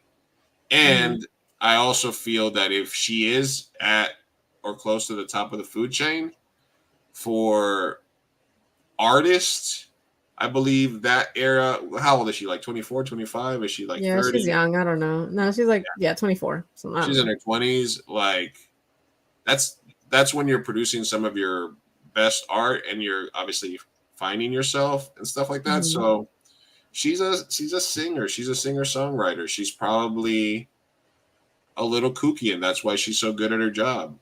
So I feel that that's an expected response. If you're telling me like the younger generation Cyndi Lauper hybrid is this chick, and if Cyndi Lauper was growing up today, or if we had Instagram and clout chasing all that shit in the 80s, I believe Cyndi Lauper probably would have gone through very similar things.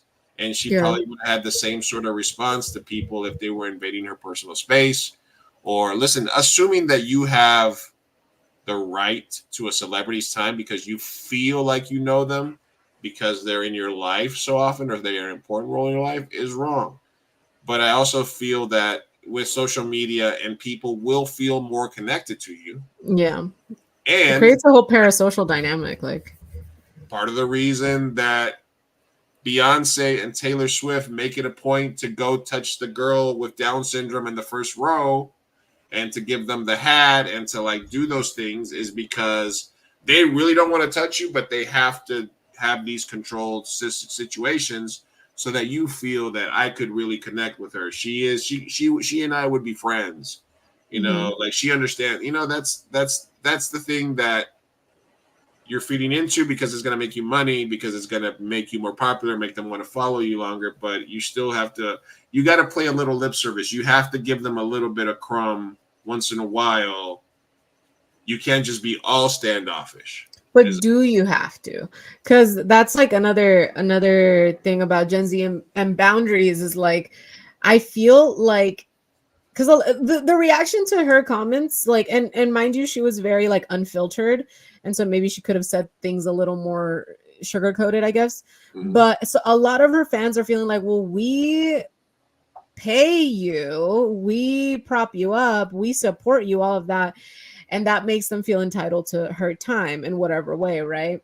But my thing is, exactly. My thing is, I'm super against it. But I know I'm in the extreme of, I just don't think it's that interesting to meet celebrities. Like if you're in a restaurant and like someone is sitting, to whatever, like don't get up and ask them for pictures. I just think it's weird. And I feel like it's very easy, in my opinion, to follow those rules and to not do that. I also understand that people fall in love with their art and maybe might want to stop and be like, hey, I love your music, all that stuff. So where is the line? Because I feel like what Chappel Roan is saying is her line is, and maybe it's different for different celebrities, but before we've come from a time where like the NSYNC, Backstreet Boy, Beatles, like these like people have been stalked, murdered, robbed, like freaking, what was that girl that was she in like 2000 and I don't know 18 or something, she went to like the YouTube convention and got shot, like these, because fans are just so insane. But then you also have fans that are quote unquote the good guys, we're not toxic, all that stuff. So where's the line? Chappel Roan's line, she said that if she's off the clock, if she's not doing a meet and greet or she's not at her concert, basically don't talk to her, don't go up to her, don't ask for a picture, don't even say a comment. I don't mind that by and large for everyone, But I feel like, for example, having a lot of Gaylor friends, they are like, and I love you guys, but you're obsessed. Like all they talk about is Taylor, and they know everything about her, and they watch her every move on Twitter, and they, like if they were to see her like on concerts and everything, like, and Taylor deals with this so much.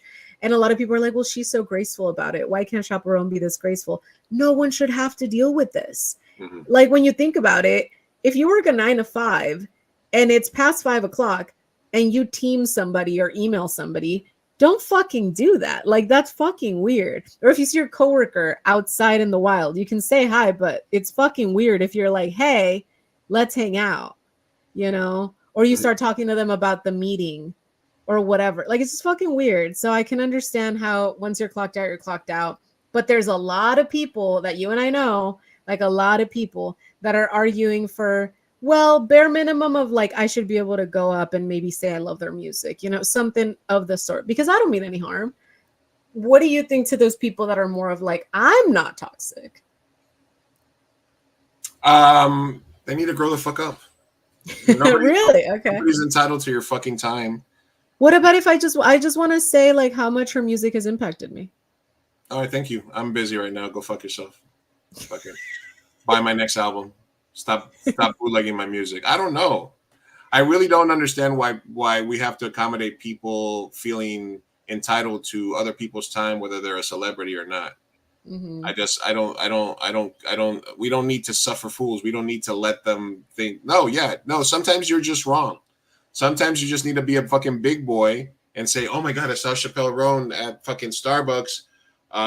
She just seemed like she was having an off day. So I was like, all right, cool. Here, I took a picture from fucking across the room, so I didn't bother. I don't know. Like, live your fucking life. Drink your latte. Don't feel like you have to fucking. It's like, yeah. It's like when guys are like, oh, I need to do a declaration of love or something like that. No, you don't. It's, okay. She don't want to hear it. That's fair. She doesn't know who you are, and for the declaration of love, if she's not that into you, or like you don't have to. Yeah, like literally, you don't have to, just because you feel these emotions and you feel connected, you don't have to voice it. Yeah. Even to the picture across the room, like you don't have to do that. You could just live that moment and move on with your life. This girl does not want to talk to you. She's off the clock. You're not entitled to her time. You want fucking the experience, do the meet and greet, get the money. Exactly. Or fucking have Down syndrome and sit in the front row and Beyonce will fucking touch your head. Yeah. That's it. That's why they do that. Yeah. Because I think it's the heartbreaking. I think it's the harsh reality, and like a lot of people, especially if you've been like a fangirl of a lot of things, I think it's like the harsh reality of like it's a job. These people don't actually fucking care about you. If you like her music, good, but you don't have to support her. She doesn't care about. But here, listen. But I think we're spoiled sometimes as people because who's a fucking like a beast. Is somebody like Jorge, who when he goes to an event, people know that he's there and they're there and they've waited their whole life to meet him or to tell him how much his movie means to them, etc. like that. And I've seen him do an event. He went to Comic-Con. He did 3 or 4 panels, went to another event and made time for every single fucking person that came and made time and connected with him. Mm-hmm. And I was so impressed by that. Yeah. To have the energy to do that. And I talked to him about it. I was like, dude, and he's like, yeah, he's like, you got to. And he did pass off one person to me that was talking about filmmaking. And he was like, there was a whole bunch of people and he could see that the conversation was going like long. And he's like, Luis here is a filmmaker. She just made her first film. And then he like handed her off to me. And then he went back to awesome. Like, and I was like, all right. I was like, he's like, yeah, thank you for that one. But so I think we're spoiled sometimes because there are people that really are genuinely like, listen, nowhere near that level, but I have met people through the festival, just out and about that are like, hey, I listened to your podcast, or hey, I saw your movie at a festival or whatever it is. And I'm always very generous with my time with people that want to talk about filmmaking, that want to talk about anything. I always make time for the filmmakers at the festival that I select because I understand that it's a big deal for them. But there's a certain time, man. Everybody's got their social battery, and she has a small one, and she's an artist, and she's quirky, and that's why she's a great artist. So it's a catch-22. She's good, and she makes music that you like and you connect to because she lives her fucking life in a certain way, and she is who she is. She doesn't owe it to you to commiserate with you every single time, every single one of you. Unfortunately, no. She's doing that by making the album and connecting with you. You're already connected. She made the art. You responded to it. You're connected already through her art. And if you want to pay for that fan experience, go do that fan experience. Go to her concert, support her. But she doesn't owe you her time when she's off the clock. She doesn't owe you shit. So these millennials, then Zers, they need to, not millennials, I'm not going to lump you in there, but it's more like a Z and Alpha. Z and Alpha needs to learn what Gen Z and Gen Millennial realize, that life is a series of disappointments. So just fucking, it's going to happen, man. You're going to get dumped. Shit's going to say, you're going to have bad days. And not being able to talk to her is going to happen. Here's a question, though. I'm seeing two things when I looked her up, which was Chappel Roan gatekeeping. And for Chappel Roan. Chappelle. What about Dave Chappelle Roan? Dave Chappelle Roan. There's a skit in there somewhere. There's a skit. Dave Chappelle Roan. I would have to do a Blackson, and I'm not doing it. Dave Chappelle Roan, gatekeeping and listening to Chappelle Roan for the first time. Should I do a video of me listening to her for the first time since I've never heard? Do you want to I would say start with good what is it, something babe? Good. Clearly I'm a huge fan. Hold on. You're such a good video. Good luck babe. Sorry. Good luck, babe. Okay, that's what I'm seeing here. Listening to Good Luck Babe. Okay. All right. I'll listen to it. I'll see what's up. Okay. All right. Anyway, all right, let's get this is an interesting video, and then we'll do Nonamis. All right, this is a tennis player, and she's waiting for the ball. You know how to do that? I was like, all right.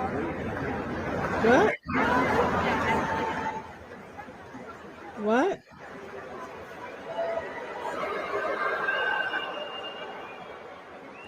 I don't understand what just happened. So you know how like this is the ball girl, right? So this is the tennis player, and the ball girls or ball boys will get the things, and then they'll throw it back to the tennis player, right? Yeah. But look at the tennis player's reaction when she throws her the ball. No, I know, but why did she react that way? The bitch. Oh, I know. That's Blake Lively's. Like she didn't even fucking move. And look, so she does it once, and the girl's like, "All right," and then she does it twice. On the third one, the crowd starts to boo her. Yeah. And she catches it finally. Like, all right. And I don't know what she's saying. Like, we can do better. But when they start to boo her, then she picks it up, and she's like, all right. I don't know what the fuck her attitude was. What the fuck kind of behavior is that? Yeah, I don't know what the fuck. Like, people who cheap. I understand she's being mean, but why? Why are people mean? Why? Like, you're targeting this poor girl who's just trying to do her job. What a fucking bitch.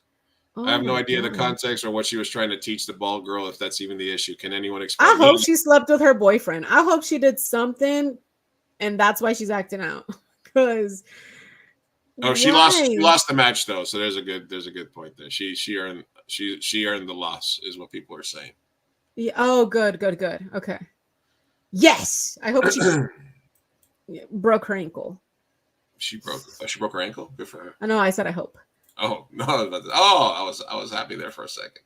I know, right? One can dream. It happens. All right, let's do. Where's this at? Here we go. Put this over here. All right, so this is going to be a. I need to do this with you because content. I need to max win. Huh? Content. You need a what? This is for the content. Are you ready? Yeah, we have so much. Yeah. All right. I'm going to give you. This is going to be a blind ranking, okay? Okay. Right. Sure. I'm going to give you 5 movies, and you have to rank them 1 to 5, but you're not going to know what comes first or next. All right. Oh, that sucks. Okay. Yeah, so you have to rank them 1 to 5. I'm gonna fuck this up. Okay. You ready? Yeah. And these are all super gay. No.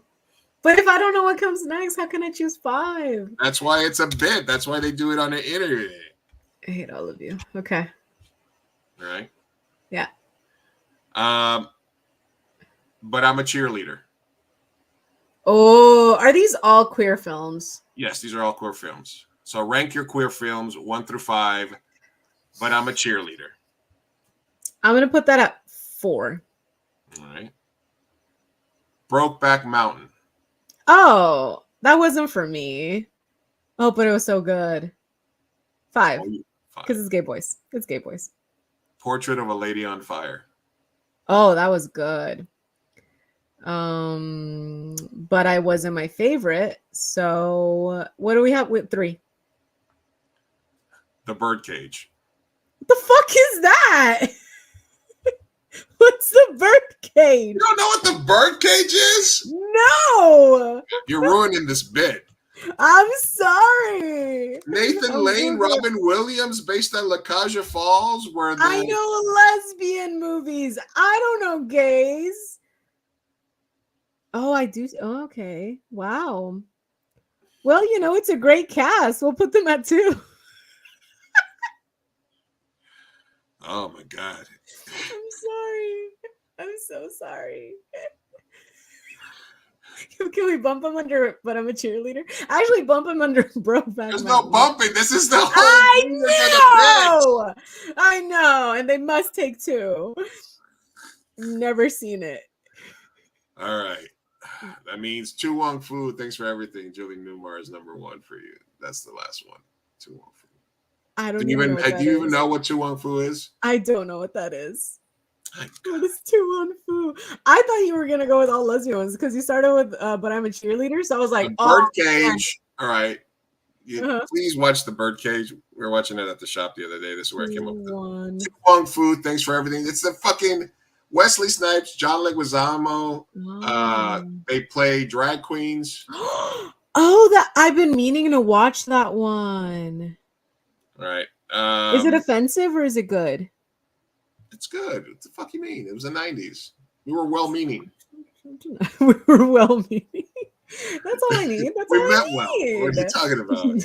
It's meant and age great. But a lot of things don't hold up, but all right. Listen. I guess if I was gonna go all lesbian, I would have gone, but I'm a cheerleader. Okay. Portrait of a Lady on Fire. Bound. I hated Bound. You hated Bound. You watched it, but you hated it. Yeah, it was cringe. Yeah. Yeah. Yeah. It's just so cringe. I couldn't. I had to stop. I was so bad. But the lesbians. It wasn't hot. It was like watching a bad porn. Bad porn is still a porn. Like it was. Yeah, so it's like it's like not good. It's not a good film though. Bad porn is not Oscar award-winning film. It's not Portrait of a Lady on Fire. Well, yeah. Like these two are not. Yeah, but that's cringe. And the girl was so straight. Anyway, yeah. You like Bound. You like Bound. All right, I hated it. Yeah. All right. We're going to try this once again. Okay. All lesbian. Okay.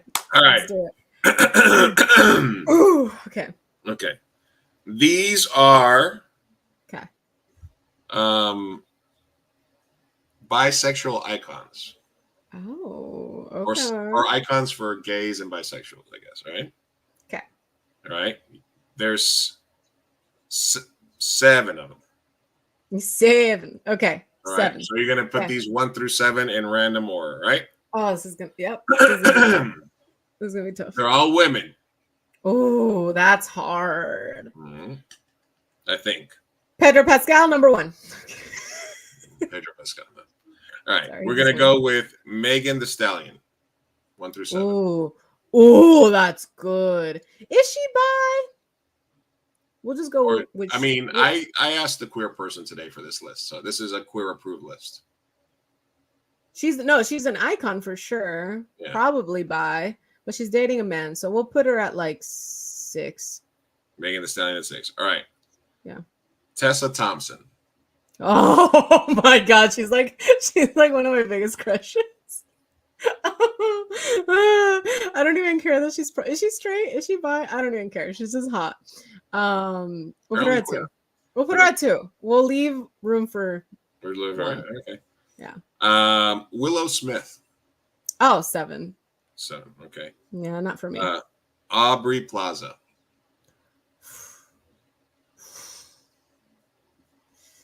So I have 6, 7. I do love her, but I don't love her. You know what I mean? Let's put her at 4. Okay. 4. All right, so we got Willow Smith at 7, Megan Thee Stallion at 2, Aubrey Plaza at 4, Tessa Thompson. Oh wait, was Tessa Thompson at 2, right? Yeah, 2. You know what? Let's put Aubrey at 5. Bump her down. 5. Okay. Snow the Product. Oh, come on. I love her. I love her.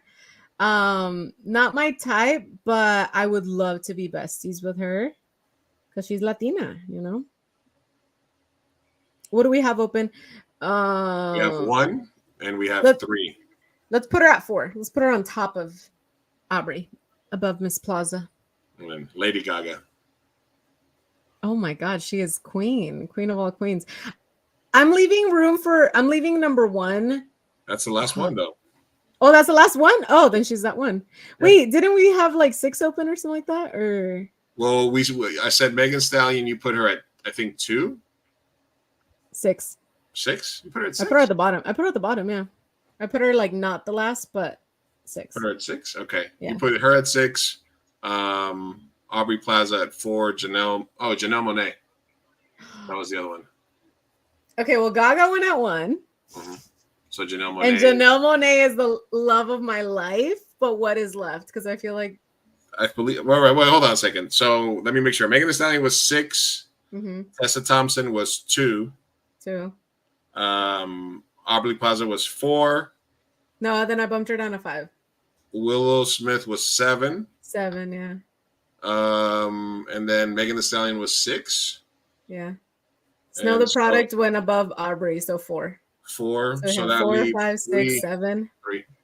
3. And that left 3 and 1. Gaga's at 1. And Janelle's which means 3. That Janelle's 3. And you know what? If you would have told me all the names, that's where I would have put them. Lady Gaga 1. Tessa Thompson 2. Yep. Janelle Monáe 3. Yep. Aubrey Plaza 4. No, Aubrey Plaza at 5. Snow the Product 4. Yeah. Aubrey Plaza 5. And then Willow Smith. No, Megan Thee Stallion and Willow Smith. Yeah, I'm very proud of this list order Yes. All right. Okay. Yes. Now, good. Next that time. Was good. Who helped you? That was good. Paula. Of course. So next week, next show, then you need to have some stuff for me to rank. See? That's how that goes. I'll have something. It'll be a blind ranking too. Yeah, well, not next week, the following. So. No, I'm saying next. That's why I said next show. Next show. Yes, of course. Next show. All right. Damn, that was hard. I love Tessa and Janelle Monáe. Very good. All right, let's do this on Names Ways, and then that way so we can have some stuff to drop here. Now it's time for No Names Way. No Names Way. No Names. All right. First question comes to us from What's New in Your Dating Life? Oh. And they ask, do you ever miss your exes? Well, the truth of the matter is the other day I saw an ex of mine in a Target parking lot, and I did miss her. But then I backed up and I hit her again. So, oh my God, you're so stupid. Sometimes I miss them. I hate you so much. But Luis, no me asustes así, Dios mío. Don't worry about it. No, come on, man. I was like, who? Which one? Oh my God, you have not told me this. Who do you miss? No information. Who is the one that you miss? No, that's actually I was like chismecito caliente. Oh my god. No, there was a comedian, I think it was Jeff Ross, who had a bit like that where he's like, I wrote a poem, and the poem was, I ran into my girlfriend the other day, and I packed up and I ran into her again. Yeah. I miss her sometimes. It's so good. That's great. Such great classic book. So, you had me going there. Had me going there. No, I do not mix any of my exes. Sophia? No. Yeah, sorry. It happens. Listen, you move it, you live and you learn. You move on. You gotta open yourself up to new things. Yeah. Exactly. Shoot your shot. Life is short. It happens, Once the door closes, it's over. I don't know. Listen.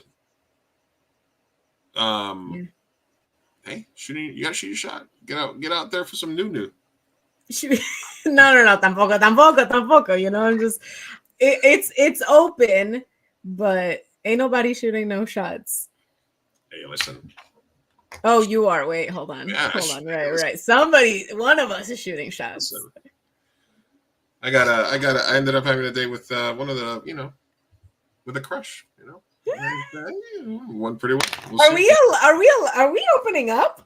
I mean, I'm not. I mean, we're 2 hours in,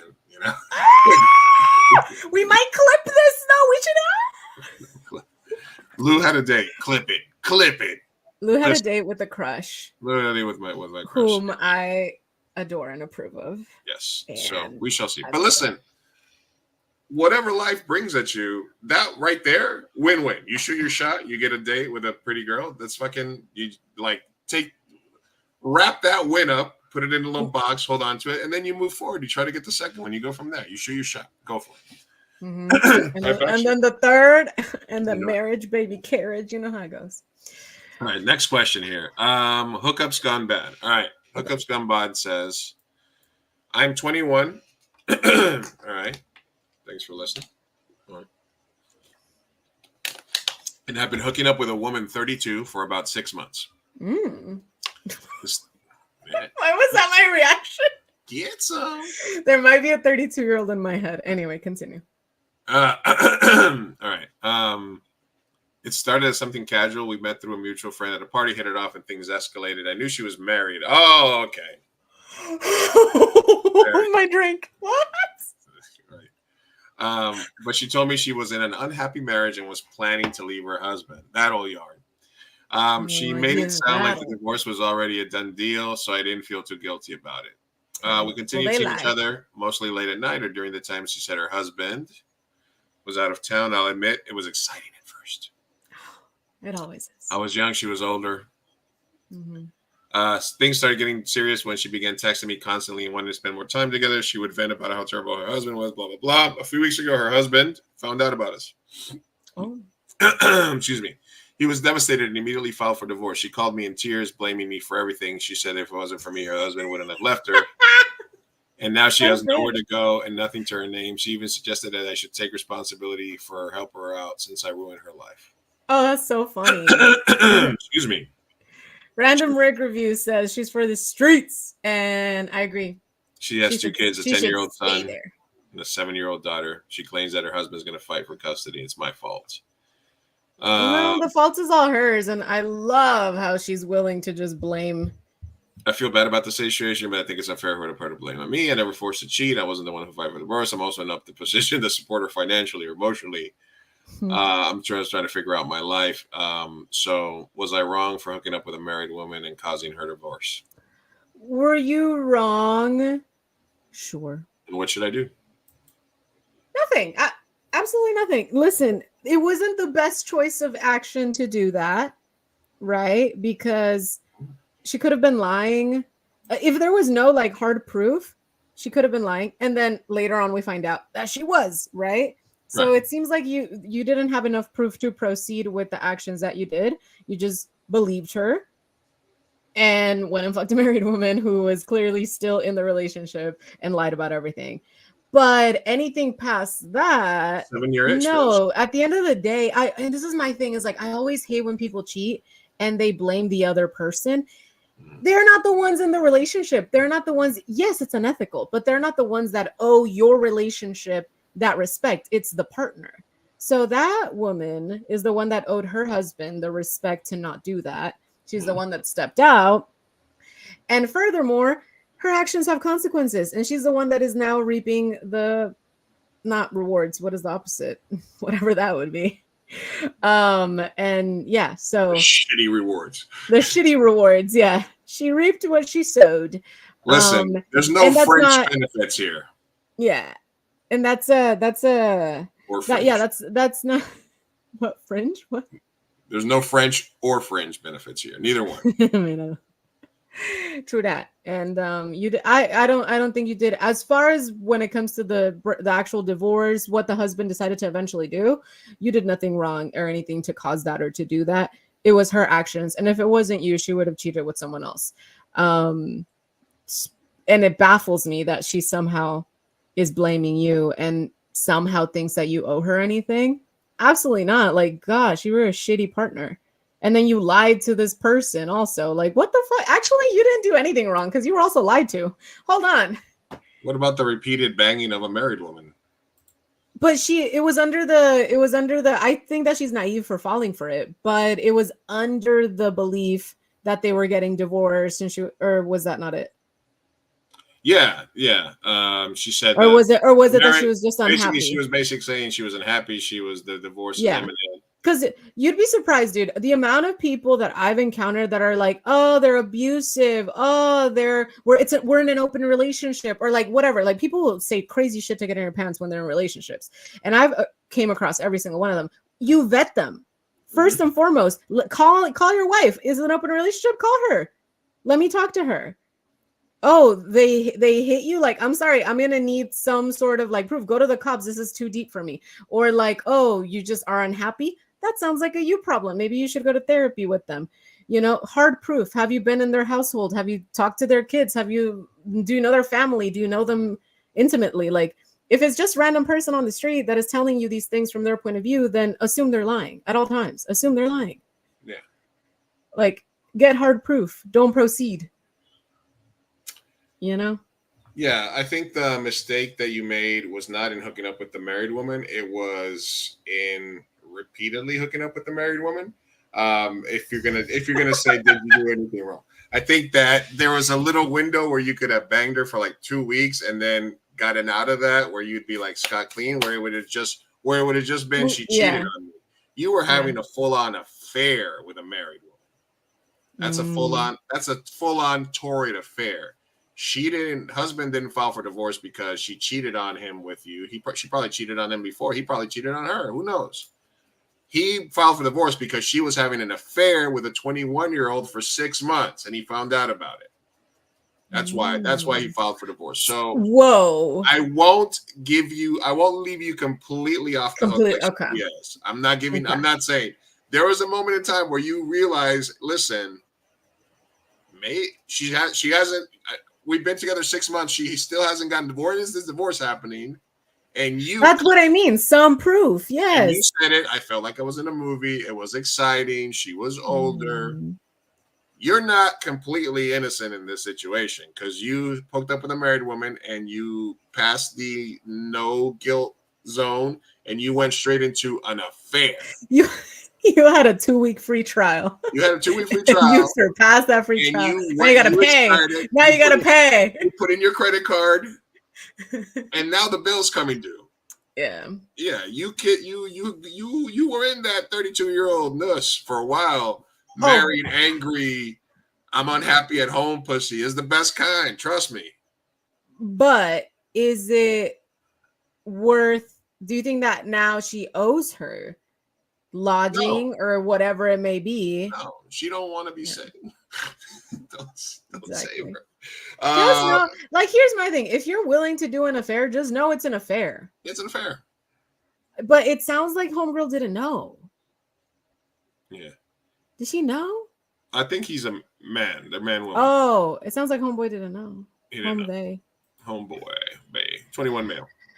But all right, let's just assume that. I will also say that 21-year-old Lou would have had a hard time not making the same choices that you did. And I've been in that position in my 30s, and I've passed on the punani because I realized that it was not worth it. Life is about the juice worth the squeeze.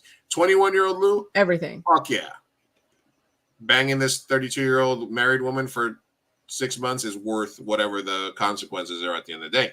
30, 40-year-old Lou, like, I'm weighing my options. I want to be able to get a good night's sleep.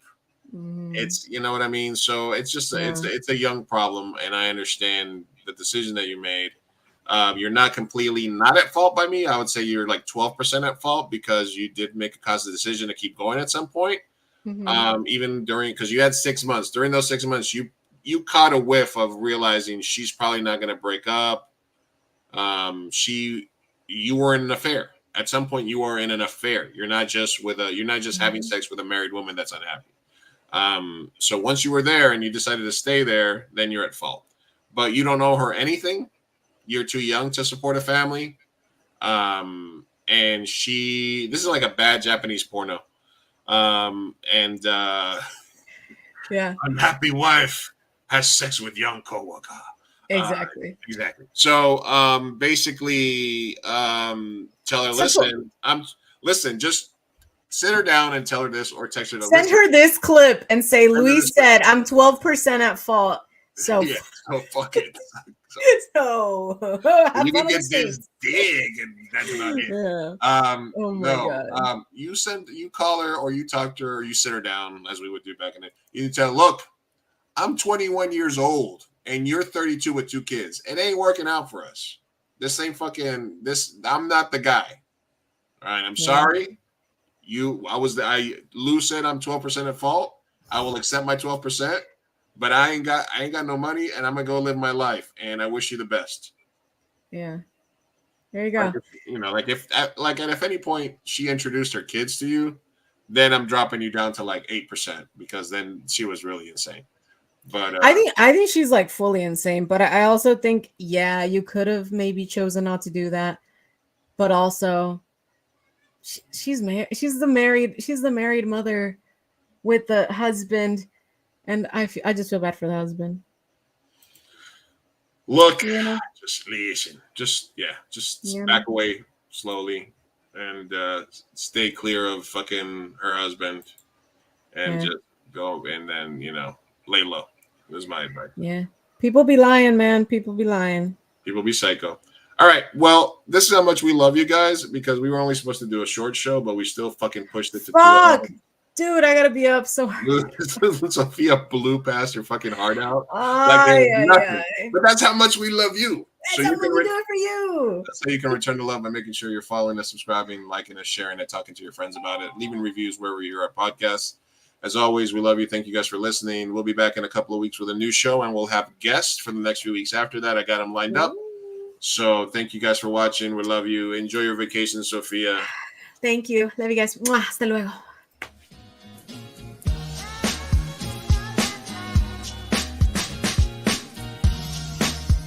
Vamos, papá, hay que irnos. Me estoy aguantando desde que pusieron el domo. Puedes esperar. Muchas personas trabajaron en esta película y solo quieren que te aprendas sus nombres de memoria. Y yo quiero asegurarme de que ningún animal resultó lesionado durante la filmación de esta película. ¡Listo! ¡Uy, palomitas en el suelo! Espera, parece que Maggie tiene algo que decir. No, su primera palabra.